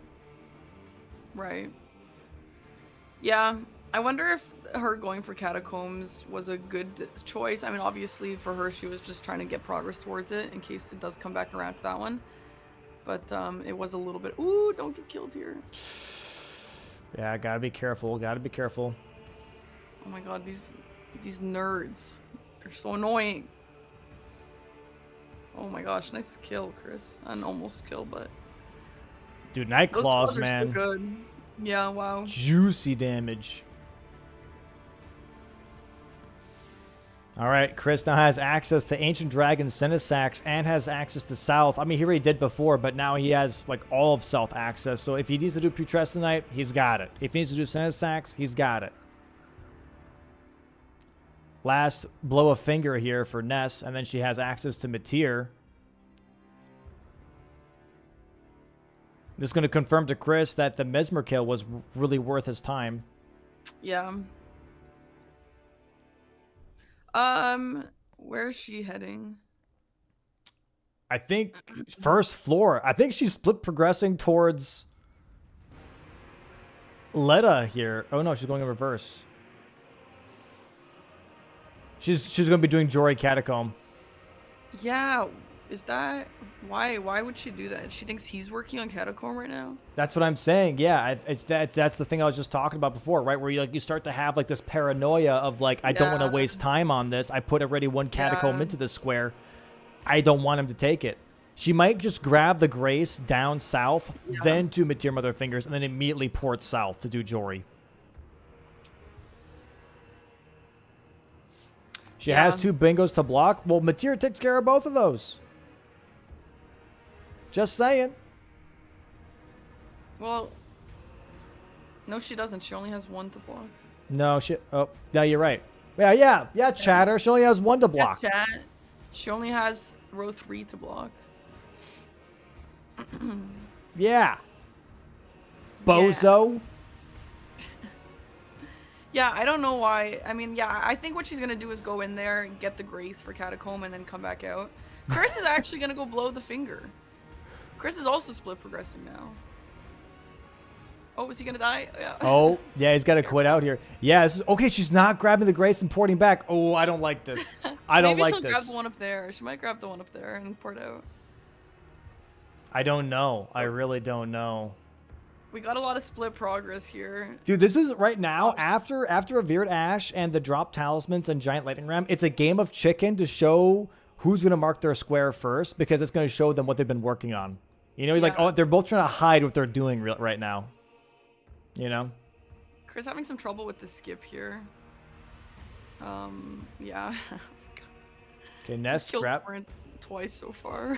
Is she going to grab this Grace and then pour it out? Please. Yeah, and go. Yeah. Bang! Ooh, Metter time. Okay, so I like this. So Chris is working on Metter right. Well, he's getting the whistle. Well, he's attempting to. I'm so sorry, Chris. He is working on the skip to get down to Metter's whistle. That's crazy. Sorry. It's a weird choice of words. And so as soon as Ness marks this, which it won't be for a while yet, but then he will be like, okay, I gotta stop working on this now, and then I'm gonna continue my plan of Leda. Yeah, he needs to just be a little bit farther left. There it goes. Yep, now he's got it. All right. So I think what Ness wants here is for Chris to go for Metter, because she's gonna get it first, right? And then that'll waste a lot of Chris's time. She's gonna do Metter. She's gonna do Catacombs right afterwards with Jory, and then after that, I want to see her do Sinisax. Personally, because Chris is not gonna do Jolanne and Anna. Then, as soon as Meteor Mother Fingers is marked, I don't think he's gonna do Jolanne and Anna, because you need an Iris of Grace, which neither have right now, I believe, in their inventory. Chris has one. Chris picked it up. He picked it up. Okay. I noticed he picked it up, and I was like, "Oh, that's interesting." Ah. But yeah, Ness does not have it. She has not been down that path yet, if I'm not mistaken. Yeah, this will be really interesting to see like what they pick. Ness, what are we doing here? Okay, there we go. She's fighting Metter. She's reading her notes while she's standing at a hole in the ground. Okay, now Chris is here. We have a bit of a Meteor race here. Ness, if she clutches up first try, this is a good pick. Having Chris waste time. Chat, the worst thing you could do, and this is why, dude, I'm passionate, chat, all right? I'm passionate about Bingus. And the worst thing you can do in Bingus is stand around, right? If it's in the menu, if it's on the map, it doesn't matter. If you're not moving, you're not making progress towards anything. Make a decision and make it quickly. That's like one of the biggest things in Bingo, right? So when I see someone standing around, I'm not trying to harp on them or give them a hard time. I see something that is just losing time and not progressing anything. That's it, right? That's a big, big thing. Great fight here from Ness. Moving now straight. Moving straight towards Mateer Motherfingers now. Chris still has to catch up. He's about like 60 seconds behind around there. So Ness has a good amount of time here, ample time to make this fight count. Yeah, she does. Yeah. Yeah, so she wants Chris to get pretty far before he before she wins, just because that'll make him waste the most time. And I'm curious to see what happens after. What happens after Chris sees that she marks it, and what happens after she marks it. You know, this is assuming none of them die. If they start dying, then this could be anyone's game. All you want, genuinely, is you don't want laser in phase 2. If you get the laser in phase 2, you lose a lot of time here. And if you can skip it, huge. If you can't skip it, not huge, you know? I don't think either of them have the damage to really skip that. That usually only gets skipped if you have, like... Chris has the damage. With the Claws of Night, Mateer Motherfingers is weak to slash and bleed. Chris has definitely a better weapon here in this case, specifically. Okay, fair. A little bit of a slower Anna here, though. Doesn't go for the riposte here, by the way. All right. Ness already in the fight here. Gets another sweeping laser. Should get a stagger here very soon. And also a frost proc. There it is, the frost proc. Nice roll. Has to make sure to go for a charge R2 after this. This would be a nice charge R2. No. Doesn't go for it. Goes for an R1 instead. Chris now kills Anna. Goes towards the finger. There's a stagger. Hit the chest. Riposte. Okay. Ness's damage isn't great, but I think if she pulls it off first try, I think she would take it. Yep. Phase 2 already for Ness. Get some more R1s in. Phase 2 meta, I think, is pretty difficult. Charge R2, charge R2, come on. Yes! Okay, spin attack, that's fine. Okay. Nice roll, nice roll. That is not easy to roll. Should get a stagger here very soon. Oh, okay. Oh, right, gets staggered. Okay, so R1. Fuck! That's fine. Ooh. Careful, get out. Microcosm. Chris now in the fight as well. Ness currently a half bar ahead. Okay, finger Chris's attack. Damage isn't incredible. He's not switching over to the other weapon. Side swiping laser. She dodges it. Gets absolutely shoulder bumped here. Stiff armed by the giant mother of fingers. Chris gets a stagger. Gets a frost proc. Goes for the riposte. Phase 2 here for Chris. Just a moment. One shot on all the hands here from Ness. Mother fingers giving birth on the spot. Oh my god, spin Chris attack. Oh, but Chris gets... Oh no, it's just a phase 2 transition. Okay. All right, here we go. Do we get the laser? Triple laser here. Bzz, bzz, bzz. Slap attack. Chris going for Night Claws. Oh, and Ness dies. Oh, that is tough. Chris now just has to stay alive here. Does he get the laser? Sweeping laser attack for Chris. Nightclaw's currently out, absolutely shredding her chest hole. Yeah. Wow. There it is, laser, and he cancels it! Oh my god, that was so good. Cancels the laser mid... Oy vey, dude. There it is, Mateer Mother of Fingers. Ness now sees its square being marked. That was her one-stop shop here to get rid of the last bingo line. And now she has to try and figure out how to stop this hole in her ship leaking in more water. That's tough. Go for Letta and her companions is her only move. And like I mentioned, that's a doozy of a square. That is a long square. Chris going for Yolan and Ana summons. Yeah, fair enough. He's got pretty good progress towards that now. And he just needs 2 more squares. Jolan giving Chris a little bit of a hard time here. Sword of Night really tagging at him left and right. Bleed procking almost. Chris has to kill Emir to be able to do Jolan and Anna summon. That'll be square number 12.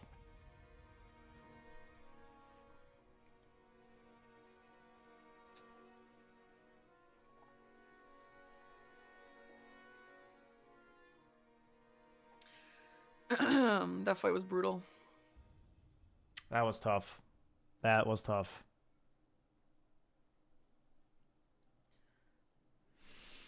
Damn.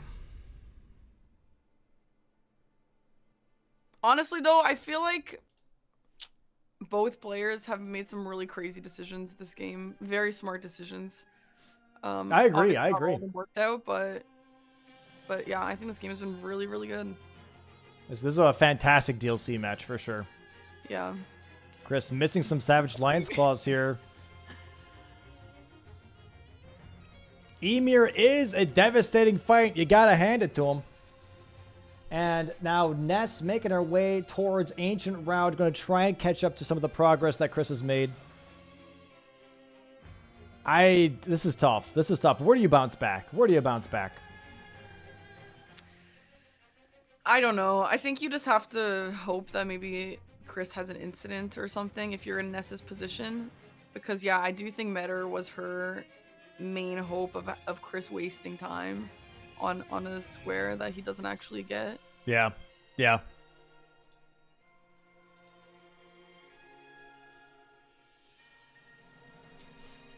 Yeah, there's the Iris of Grace. I wonder what will Chris's last square be. Maybe either way. I mean, he could go Senesax, I guess. Otherwise, he'll probably be going to Enyar.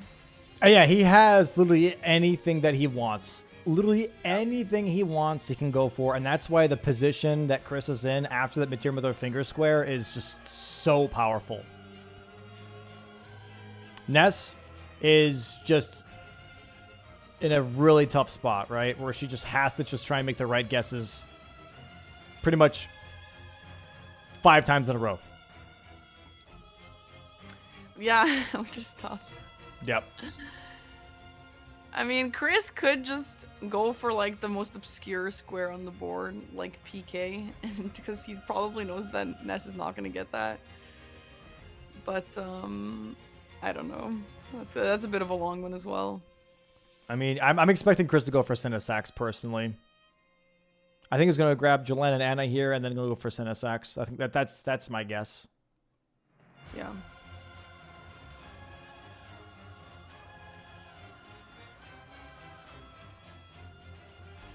Grabbing the golden braid. I like that talisman. It's pretty good in the DLC.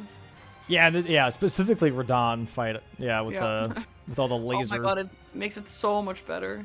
Yeah. I like how in the DLC they just introduced the whole utmost for all the talismans. Yeah. Oh my god, the utmost is so funny. I think the way they're wording that is just so goofy. I wish that they just put percentages. Alright, and there's the Yolan and Anna summon. And Chris just needs one more square. Is it going to be Senesax? It looks like it's going to be Senesax. Yep. This is looking like a possible GG's. We don't know just yet. Senesax is a doozy. Chris doesn't really have a good weapon for Senesax. So this either is going to be a really long fight with maybe some incidences. This could be a thing of a one try and done. We don't know. This is still... I mean...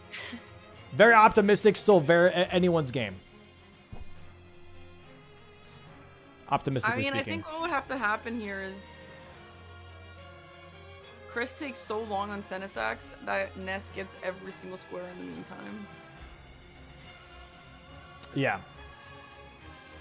Which is possible, to be fair. It is possible. That would be insane, but it is possible. Yeah, but like you said, it's not like Chris has an amazing weapon. I don't know. Whatever. It's going to be a hard fight. It's definitely going to be a hard fight. He did kill Gaia, so he does have a little bit better Skidoo blessing level than Ness does. Looks like Ness is cashing in Catacombs here first. Okay. Yeah, she is. Yeah. I don't blame her for that. I think Catacombs here is a fine pick. I do think, however, that she has more time on it than she realizes. Maybe she's going in reverse here. Wait, hold on. What?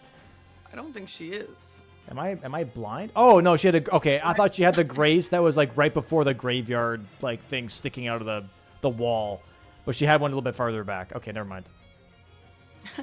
It looked so weird to me for a second.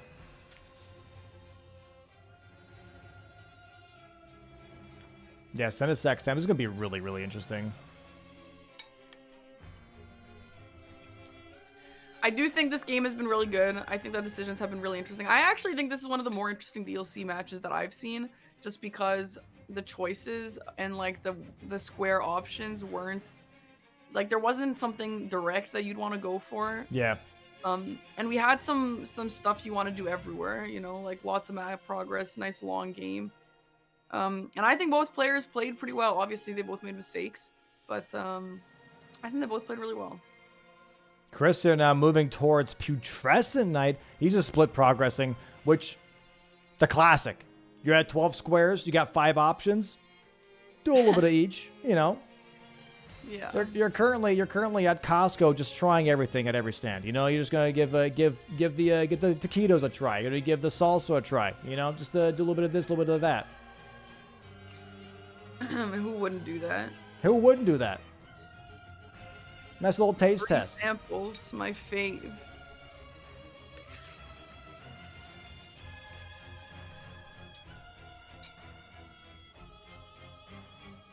Yep. All right. Darklit Catacombs here for Ness. Going to be closing out on Jory here for the Catacombs. Man, I'm bummed that Jory's at the end of this. I hate the Jory fight, and just having to finish off the Catacomb with Jory just sucks. Yeah. Especially because there's nothing there. She's already going the wrong way. It is dark in here, aka Darklit Catacombs. She knows the way, though.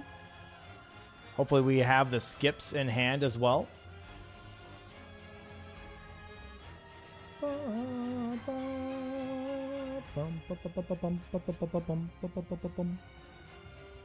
yeah, sorry, I'm listening to a lot of OST right now. Oh, that OST is so good. It's really good, yeah. Yeah, on my DRL commentaries, I've been putting just like best of FromSoft, and man, FromSoft's got some bangers. I gotta admit. They got some like, tracks. All the games. Yeah, like some of them I'm just like, damn, they cooked with this. Mm-hmm. They do like using choirs a lot, and I really appreciate that. Yeah, I agree. Ooh. Oh my god, these sorcerers in these catacombs are just the worst. Yeah. They definitely upped their game with shitty enemies in the DLC. Like it's pretty rough out there. You got the freaking sorcerers, you got the aging untouchables, you got the grave birds. They're all not fun. It's like they just wanted to troll. Yeah. Alright, Chris going back to Sinisax, I believe. Split progress in here, going for Sinisax. Has a grace for Putrescent Knight just in case. Putrescent Knight definitely is easier here. Once he sees Catacombs, I wouldn't be surprised if he ports back to Putrescent Knight, to be honest, just because it's an easier fight. Yeah, but he's still got a ways to walk.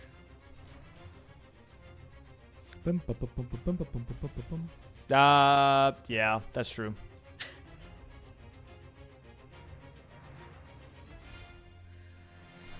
Maybe Chris loves Sinisax, we'll see. Yeah, well, we'll see. We'll see on that one. I'm not sure. I'm not sure about that either. I'm not sure about that either. All right, let's see how Jory goes here. Hopefully it's easy. Let's bring her up on the big screen. Bang. Nice backstab there. Good start. Good start.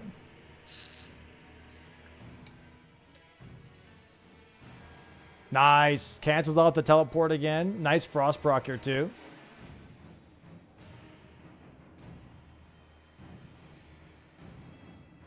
Okay. Does get tagged by the swipe. One more attack. She should be teleporting here. Oh, no. Jory doesn't like it. Oh, there it is. That's just unfortunate. Chris as Sinisax, not grabbing the grace, however. Just going to go into the fight. I believe there is a stake of America here, but I'm not 100% sure. Yeah, there is. All right, Chris is damaged. We'll see how that looks. Teleport again. Ness missing it one more time. Has to deal with good old Chungus. Oh. Yeah, Chris is damaged not too good. It's bad, but his dodges are really good. Yeah. Yeah, you want to try and hit the head here. Yeah, there you go. I still have to learn this, the hitting the head part, because I mostly just go for the back legs. Yeah, can't really blame you. Nice teleport cancel here from Ness. Gets into the frost proc Let's bring them back up on the double screen. We've got 2 fights going on.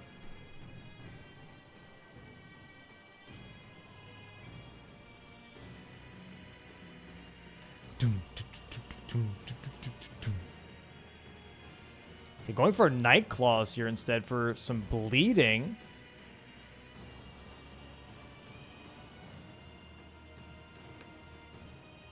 Jess close to clearing Jory here. Just has to get 1 more, maybe 2 more backstabs. Nice. That should be it, I believe. That should be it. Yeah, nice Frost proc there too. Bang, Catacombs.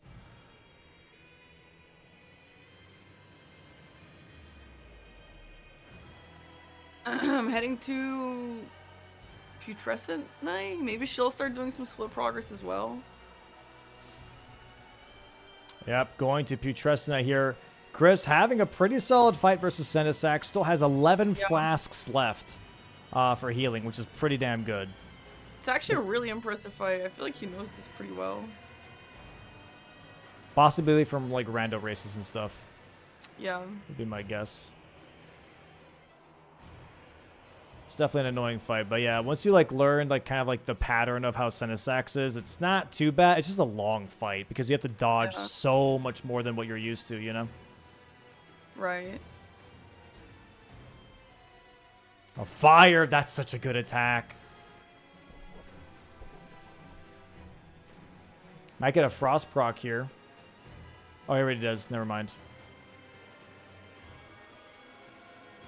Nice Slam dodge. down.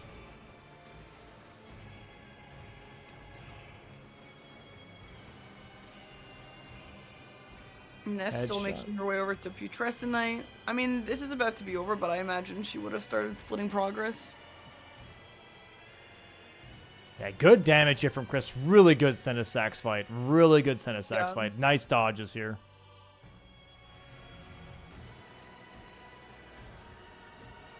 Yeah, dude, it's super good. That's like the best Senisax fight I've ever seen. Besides, I will say the best Senisax fight I've ever seen so far is still Tom with the Smith Script shield, just throwing discus hurls, Okay. and Yeah. only did discus hurls. That was pretty crazy. That was a very impressive kill. Oh, nice finisher there. Nice. And bang, there it is. GG's Chris closing out game 2, 13-9. Well played. That was a pretty chaotic DLC board. I will give it to them. That was probably exhausting to try and figure out. That was a great DLC match. Yeah. That was a great DLC match. I like that one a lot. There we go. Game 1. Bang. That's on screen now. And yeah, we'll bring in Chris. Bring in Chris first here. What a best of 3s, man. What a best of 3s. Yeah, those were 2 really great matches. Hello. GG's Chris. Congratulations, Hello. Chris. Thank you. Oh, those are some exhausting games. Interesting Yeah. best of 3s here. Interesting best of 3s here for sure. We have game 1 and game 2 obviously to go over, but we'll go over those games specifically when Ness is here as well. We're just currently talking about the series as a whole real quick to you as a winner moving on into facing CBD yet again. But this time in the lower Probably bracket. this time. How was it the best of 3s here for the base game? What like base game and DLC just in general? How did it feel? How do you feel about your I performance? was playing very bad overall for the base game. I'm sure you guys. You guys are watching. There's lots of deaths and mistakes and just dumb little things that shouldn't happen. My early game was pretty solid, I'd say. I had a pretty solid lead, and then yeah, just forgetting how to count to 5. That's a pretty hard thing to remember. The hero's grave thing, I should not have gone for the cemetery shade first. I didn't realize that you can just it's so hard to get down there after because of the chariot and stuff, and so yeah, I should have gone back out for that if anything. But yeah, super fair. But yeah, game 1, I'm just glad with the rules being locked out of the square, like, you know, not marking it that the opponent isn't informed, because I was like, I gotta get gold free and like sewer milk and block these diagonals. I'm gonna lose. Like, yeah. Super fair, super fair. Yeah, we'll bring in Ness. We'll talk about some of the game 1 and game 2 situations here. But yeah, makes complete sense. Ness here in just a second, and boop, boop, boop, Hello. boop. Oh, there we go. Hey, welcome in, Ness. GG's, Well played. GG's. Hi. Yo, GG's, Chris. Yo, GG's. We have game 1 and game 2 on our screen here. We'll show you guys the board for game 1 so you guys can follow along with some of the stuff that we're talking about here. I'll put in the matches chat of the Discord. Okay. This is game 1 board here. For Ness, we just asked Chris about just like general performance in the best of 3s. How did you feel overall with your performance? Obviously, you know, not looking at necessarily the 0-2, you know, best of 3s, but just in general, like, how did you feel about your performance, you know? I mean, I think that I did a lot better in these games besides like my goofy mistakes. But like, I think I just wish I had a little bit more time to practice, and that's more on me. Like, I definitely could have practiced more than I did. Look, anything's better than 9 days of practice, let me tell you. Yeah. But, I think that, like, I don't know, like, playing 2 to 3 games in a row is really hard. It's really demanding. I think would have been a lot worse if I hadn't taken my ADHD medication. So shouts out to Concerta, my goat. Okay. I think in general, it's like, it's really stressful, but I think it's a really good way to practice playing under stress. And I think that literally I've always been really like self-conscious about my ability to make decisions in the middle of games, especially in 1v1s. And I think that being able to play more than 1 game in a row has really, really helped me work on that. So I don't know. I'm just happy to be here. I'm glad that I was here. I don't know. I think we both did a great job today. Yeah. No, I think it's super fair. Yeah. 100%. I think game 1 was very, very interesting. The start was something, and also on top of that, just for me, honestly, I will apologize first to both of you guys, because I kind of fucked up on the ruling here. Okay, so this is something that is more or less in the rules. There are 1 or 2 rules that are a bit dated. So that is an oopsie poopsie on my part that caused a little bit of confusion on the commentary and for the refs. With the 5 bosses? No, with cemetery shades, because technically there is a ruling that says only non-respawnable enemies and bosses would count towards that, and that cemetery shade in that hero's grave that you killed, Chris, is not. Oh, that one respawns? That one respawns, apparently. But the other counter argument was that Cursed Blades and Horned Warriors in the DC also respawn, so I allowed you to have that cemetery shade and keep that cemetery shade. But it was a weird thing because Ness didn't go for it. I'm not sure if Ness was aware of that cemetery shade in that hero's grave or not, or if she was following that rule or not. Not too sure, but it was a weird circumstance. So obviously, if you guys want to be mad at me, you can be mad at me. That's completely fair. I mean, I shouldn't have gone for that, because that's what got me killed in the hero's grave and lost the square. So. Yeah. Oh wait, was it the Wolf Hero's grave, or I don't know what the cemetery shade is. Grave. Yeah, there's one by the chariot that takes you down, like at the turning point of it. Oh. Just kind of sitting there in a little corridor. Yeah, it's like a little alcove, and it's just like sitting there. You really don't see it because what you're trying to do, or like how the game intends it, is that you're trying to run away from the chariot, and there's just like a cemetery shade sitting there ambushing you, pretty much. But Chris went and killed that one. Yeah. But yeah, so there were some interesting squares. Obviously, Chris locked himself out 2 squares on this board here. One being boiled crab. Oh, yeah. And then the other one being Altus Plateau bosses. So those were 2 squares that he could not do. One was because he went to Volcano Manor before talking to Raya at all. Can you still talk to Raya and like have her be like, "Oh, my necklace," even in Volcano Manor? No, because once you access Volcano Manor, talk to Tanith, she moves to Volcano Manor too. To my understanding. I know, but can you still talk to her in Volcano Manor and be like, "Hey"? I don't believe so. I don't think so. No, but yeah. I don't believe so. Yeah, so that was tough. And then the miscount on Altus and Montgomery bosses on top of that. So. Yeah. Oh, okay. So did you kill like 1 too many? I killed 5 and just thought I had 4. Yeah. Okay. The Hero's yeah. Grave was my 5th, and I just forgot like I guess like the Troll, just the upgrade cave one, because I don't know, it's just like not even like a boss in my brain. Yeah, it's a throwaway, yeah, if you will. But yeah, I did Omen Killer duo, Bellbring Hunter, the Troll, the Red Wolf, and then something else. That's you actually did. so funny. Oh, sorry. God's Noble, right? Yeah. God's Noble. Yeah. But like when I killed DTS, I was actually freaking out. I was panicking at like the very last bit of his health because I was like, wait, I can't remember what the first Altus boss I did was. I was like, I can't remember. Yeah. I did do the troll. I was like, I know the count says 4. I'm gonna trust the count, and it was fine. But I was like, I'm gonna mark the square, and I'm just gonna like sit there and like panic and watch like Discord and see if a ref comes in and tells me I messed up. Yeah. But, So for this board though, for you guys, what was your, because you both started with the same starting class, which was I'm assuming towards the 30 into intelligence and also the unique seals. Yeah.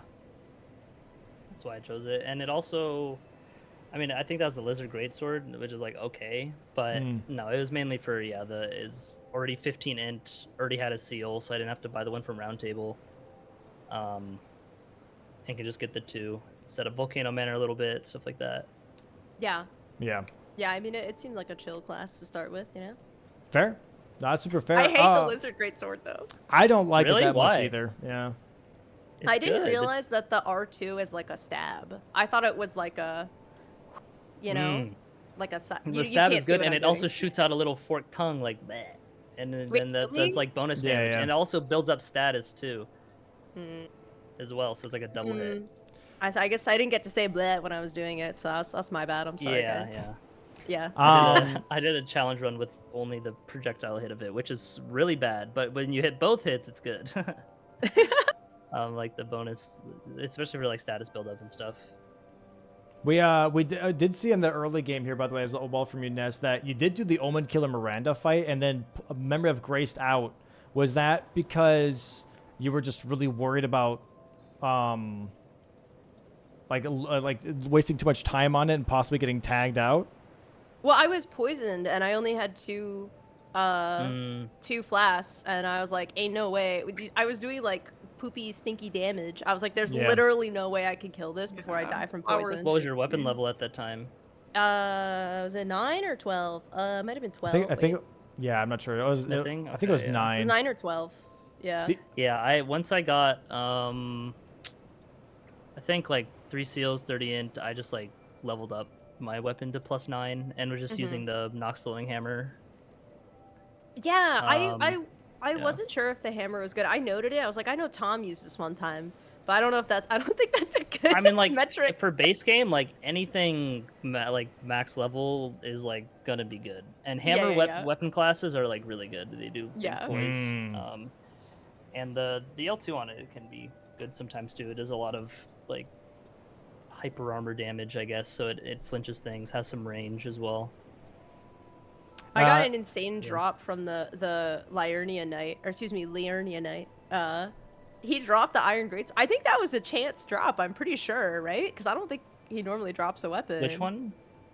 The guy that drops the Incant book in Liurnia. That's a chance weapon, yeah. Oh yeah, the dragon occult guy. Yeah. Yeah, that would. Wait, what did he drop? Iron Greatsword. Oh, I mean, yeah. It's pretty alright. It's pretty alright. She had Cragblade with it, so it was pretty solid. Sure. Yeah. But yeah, so for this board here, Chris, you pretty much rushed seals off the rip and then went straight for Haligtree to just stat dump immediately into int.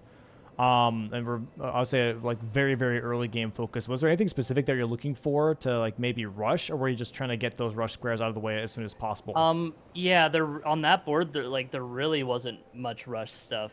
So I just grabbed like the 2 that I thought I could, like going through the match, and then was just like, okay, now I got enough early stuff. Let me just upgrade. And honestly, that was like the only like early stuff. Like Omen Killer is fast, but you want to like level up a weapon, and so I was like, if I lose Omen Killer, that's fine. I'll just like max my weapon out. Yeah. Yeah. And then just be ahead with that. Gotcha. What about you, Ness? Was there something specific that you were looking at that you maybe really liked? I agree with Chris. Like, there wasn't really much that I could really rush. You know, it's not like there's a Millicent or something on the board. I knew that I wanted to get Radon, especially because that would be helpful for incants. And, you know, remembrance only, potentially. I wanted to go for the Omen Killer first because that was, you know, like what Chris said, that can be pretty fast, and it's also an Altis boss. There was a fuck ton of Altis on this board. Yep. And I dude, I don't know. I was just like, okay, also, I literally have my curtains drawn completely shut, and I couldn't see shit. It was so bright in my room. I would, like, ran into the wall, into the cave, and I was like, I can't see. It was so stupid. But yeah, so the reason that I poured it out after I messed up on the Omen Killer, I was like, screw this. I was really worried that Chris was going to go for Radon. And I really wanted to get Radon. I really wanted to get center square. So I basically was like, all right, let's just fuck it. Like, I would much rather go set up Radon, get the money, get incants, get center square, get something else cooking. So that was kind of what I was thinking. Fair. Yeah. That's pretty much kind of how it played out for the most part here. With some really strong diagonals, which I really, really liked. And then we kind of were in a very interesting position, right, where you both were pretty much like, hey, do you go for gold free? Do you go for Moog Sewers? Both pretty much obviously in the same exact area and both blocking the two different diagonals. So it was very hard to, like, definitely make that call of like, okay, are you going to fully commit to capital or not? Yeah, what was the late game for you guys, I guess, like plan-wise, obviously, for Ness, if you want to start. Once I had... Okay. Oh, sorry, go ahead. No, go ahead. I mean, I just, like, it... And I do want to discuss this later also, like, I think with people, like, in my chat, but, like... Yeah. I don't know if it's too hindsight Harriet, as a woman, to like, go straight for Moog after you mark gold free, because, like, if you go straight for Moog, and then I chase, and then I lose, it's like, well, why did you do that? But then I feel like in this situation, if I had just fucking turboed Moog, I would have gotten Moog. I don't know if I would have gotten the diagonal, but, like, it's so hard to tell. So I don't know. I was trying to split in a way. Yeah, no, I figured you'd go for, like, split or just NPC invaders because of the column 2, and so I was kind of hoping on that so I could just do Moog and not worry about that. Yeah, like, once I was locked out of the 5 bosses, I was like, I gotta get to the capital. Even if it was maybe a little early that I would have wanted to send it to capital stuff, I needed to, like, there was still, you know, Sewer Moog, I mean, gold free, Crucible Knights, there's a Crucible Knight there if I need. So, like, there's still, like, value going to it, even if, like, regardless of not blocking the diagonal. So, yeah. Fortunately, I was able to to get all that though. Oh, and then also Morgott with Remembrance Weapon. I used, you did Morgott. Ooh, that's cool. Yeah, I used Metter's Finger from Radon. Finger. Well, what about you, Parker? Do you have any questions for game 1 at all? No, I think I was just gonna say I'm pretty sure Chris was already ahead on Moog Sewers. So Ness, if you were gonna go for it when you wanted to, Chris would have gotten it. Okay. If you had gone for it earlier somehow, I think you would have had it. But yeah, Chris, when you both were heading for it, Chris was ahead. So okay. Don't worry too much about that. Yeah. Yeah. It's so hard. There was a question that I had because that was something that was a little hard for me to understand at the time. Was you're really focused on Crucible Knights at the time? What was your thought as to having like a really strong focus on Crucible Knights for the diagonal specifically? I figured that Crucible Knights would have been easy for him to snipe. I don't know. I'm still trying to figure out the best way to split progress. I'm no it's hard. I mean, I'm no that's what makes it hard. Professional. Like, yeah, it's hard to figure out the timings. Yeah, and I know that there's a Crucible Knight duo, but I'm just gonna be honest with you guys. Actually, fuck that. Yeah, fuck that fight. I brought that up a few times. I was like, yeah, I mean, I considered it like if Crucible Knights for later because it is just 2. Yeah. But yeah. Fuck that, dude. Yeah. It's a very tough fight for sure. It was definitely a thing in this specific match where Crucible Knights definitely was still a good square for the diagonal, but it's such a time sink, especially from where Yeah. your positioning was, to where I was like, dude, like literally anything else on the board would be just so nice to grab while you're working on that. And so sadly, I think that just like the time sink at the Crucible Knights really set the tone for late game. Because like Parker said, if you went for Moog Sewers just like a little bit sooner, you probably could have gotten the diagonal, like genuinely. Like if it was Moog Sewers over Crucible Knights first, you've been in a really solid position for sure. But I mean, still a great match to watch though. It's so hard. Yeah, it's so hard to know. Yeah. Yeah. It really, really is. But then game 2, we have game 2 here. And I love this match. You guys both played fantastic on game 2. Fun. I like this a lot. I'm so mad about Medir. I literally, oh man, I that's I knew think you the were worst ahead meta at fight some I've ever point. had. Oh, you were I also fighting Medir? Genuinely worst meta fight I've ever had. Like, Yeah, she was ahead on you, Chris, and then she sadly passed away. Yeah. I If passed. she didn't die, she would have had that, and you would have just wasted all that time.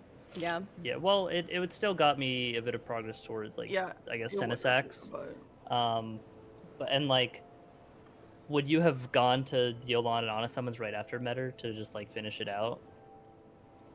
Probably. You didn't have the Iris of Grace, but you did, Chris. So if she was, Yeah. gonna Oh, do then that, I would've been a would have tough gotten that then, performance. yeah. Wait, If would it you was kept close, going? still pressure it, yeah, because I had Okay, Hinterland's okay. Grace, which you probably did too. But just in the chance that maybe go do something real quick and then come back to finish it because, you know, you're ahead. But yeah, it depends how close it is, right? If it's like 20 or 30 seconds, then sure. But it seems like it probably wouldn't have if you got it first try. I don't know. I don't know how. Yeah, I don't know how close it was. Actually, it was pretty close because I died and I was like, "Fuck, I can't believe that happened." And then I don't know. I think I blew the finger and like went back in the fight and you marked it, so it was pretty close. It was, yeah. I think when Ness died, you were like, you had about a third left on Mother Fingers around there, Chris. Okay. Yeah, and then there is this other thing here, obviously with the Verdigris Discus, where Ness was ahead too because you missed Telier skip, Chris. But then It just Torn decided to die.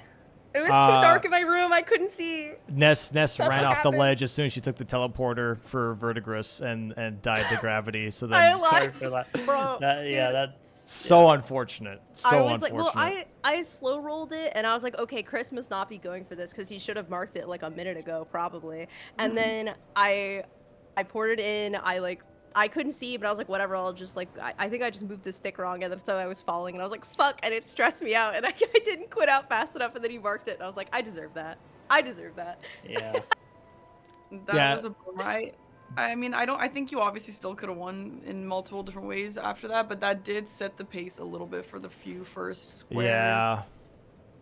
That was just a little bit of a bummer. The build-up on the board was very intense for sure, with the whole row 1, column 5, diagonal kind of building for Chris.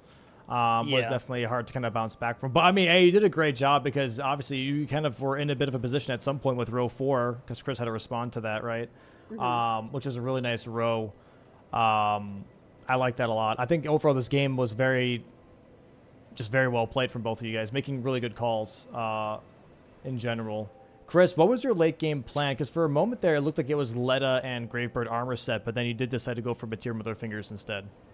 I was just kind of just spreading the value everywhere because Yeah. I was ahead a couple squares, and so I'm like, I can at least just like kill Mesmer. I already have progress in Rao, which I didn't think she did at all. And after doing that, I'm like, okay, now let me just full send to Medir. And if that gets sniped, then I still have lead on the other stuff. And then got Medir in the summon, and then was just able to just kind of split to wherever, whether it be like Putrescent Knight, which I prepped a little bit, and then just killing Senesax. Yeah. I was thinking about just going for Catacombs because that's like so slow and out of the way, just as like a 13th square. So I respect the call out on that, which you also do have to block it, for the Bingus. Yeah. Oh wait, no. That was already, I thought that you was were already gonna blocked go from the Catacombs. Talismans. That's why I did it. I mean, there was, and then I was like, I bet he's doing Senesax. If he wants to do that, he can do that. I was like, he can go and do Senesax if he wants to. I have too much shit to do. Yeah. Which It was a really great nice fight. Senesax kill. Yeah. Yeah. Was a great fight Almost indeed. guiltless, yeah. Yeah, Thank you, overall, this just fantastic best of threes from both of you guys. That is going to be Chris moving on to the lower bracket semifinals versus CBD here, which is going to be next week. Ness, this is sadly a goodbye for now, dropping out on the lower bracket here. But you do get some closing statements. Get to say what you're working on, all that fun stuff. Like what's what's Ness doing in the near future? What am? That's a great question. I have a little more free time now. Well, thank you guys so much, Chris. Nice. Thank you for playing me. Thank you for playing with me, Chris. I mean, yeah. Yeah, thank you guys for commentating. Domo, again, thank you so much for having me again. I don't know. I feel like, I mean, you guys could, chat could call it cope or whatever as much as they want, but like every single season I've gotten so much better, like so much better. Oh, Like yeah. me now, 100%, yeah. me now compared to like me those first few games in season 5. God bless blanks. Like I don't know. I just like I don't know. Like I feel like I'm so close to like being a demon. So watch out, Chris. I'm coming for you, King. That's what I like to hear. Like, it wasn't like it was like completely one-sided, just to make that clear. Yeah. Like, No, Yeah, game yeah. 2 was Honestly, a great showcase of that, right? Yeah. I felt really good. But yeah, I mean, Yeah, just you were in much terms of stronger what in I'm- DLC than I thought you would be, because season 5 you just did base game. Or wait. Yeah. Yeah. I you love did the base DLC. game, It's fun.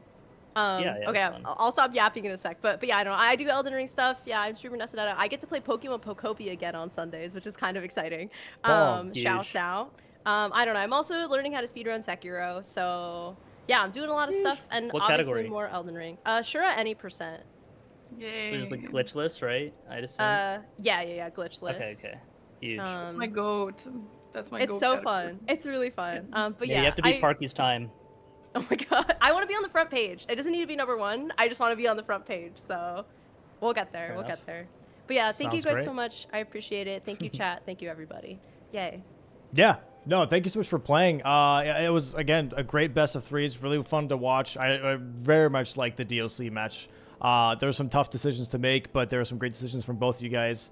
And yeah, definitely hope to see you guys again in the future. Chris, we'll see you obviously next week. With that though, I'm out of town. well, then you're forfeiting your semifinals. I told you match. that when you announced the schedule, and you said we'll figure it out Well, when we get there. So Yeah, we're Wait. figuring it out now, and you're not playing. No, I was messing. It's fine. oh well, I guess that's it for me, guys. We'll figure it out. We'll figure it out. But with that, though, guys, have a great rest of your Sunday. Thanks so much for playing. I do appreciate you. And we'll see you guys soon. All right? We'll see you guys soon. Have a great Sunday. Bye-bye. Bye-bye. Bye, everyone. All right, Parky. And with that, we are closing out for the day for the Sunday. Insane matches. Insane best of threes. Yeah, I think that was a lot of fun today. Yeah, it was a great time. It was a great time commentating with you today, too. Parky, what are you working on? Thanks for commentating. What are you working on? What are you doing? What's your spiel right now? I'm doing a lot of random stuff these days. My schedule is a little bit chaotic. I don't know. I'll go back to Persona 5 soon. We got a big Dark Souls 3 race coming tomorrow, chat, with your True. whole gang. I forced them all to be free all night tomorrow, so Yep. that's gonna be a lot of fun. Be there for that. And that's all that really matters right now. Yes, ma'am. Yes, ma'am. DS3 race tomorrow. Going to be very, very fun. So catch that. Please go check out Parky, guys. Go follow her stream and her YouTube. And also for all the players, go on the website, check out all the players and their Twitch and their YouTubes as well. Give them all your support. I would really appreciate that. Everyone, devoting their time to Bingus and showcasing awesome gameplay and awesome commentary. But with that, chat, that is the end of today, the end of the second weekend. We'll see you guys next week for some more Bingus, Friday, Saturday, and Sunday, possibly. We'll see. I have to figure that out with Chris now. Hooray me. And, yeah, but with that, have a great rest of your weekend. Have a great rest of your Sunday. I'll see you guys tomorrow here again, obviously, more for personal content with baseball and also Parky's race, if you guys want to catch that. So, yeah, with that, ta-ta!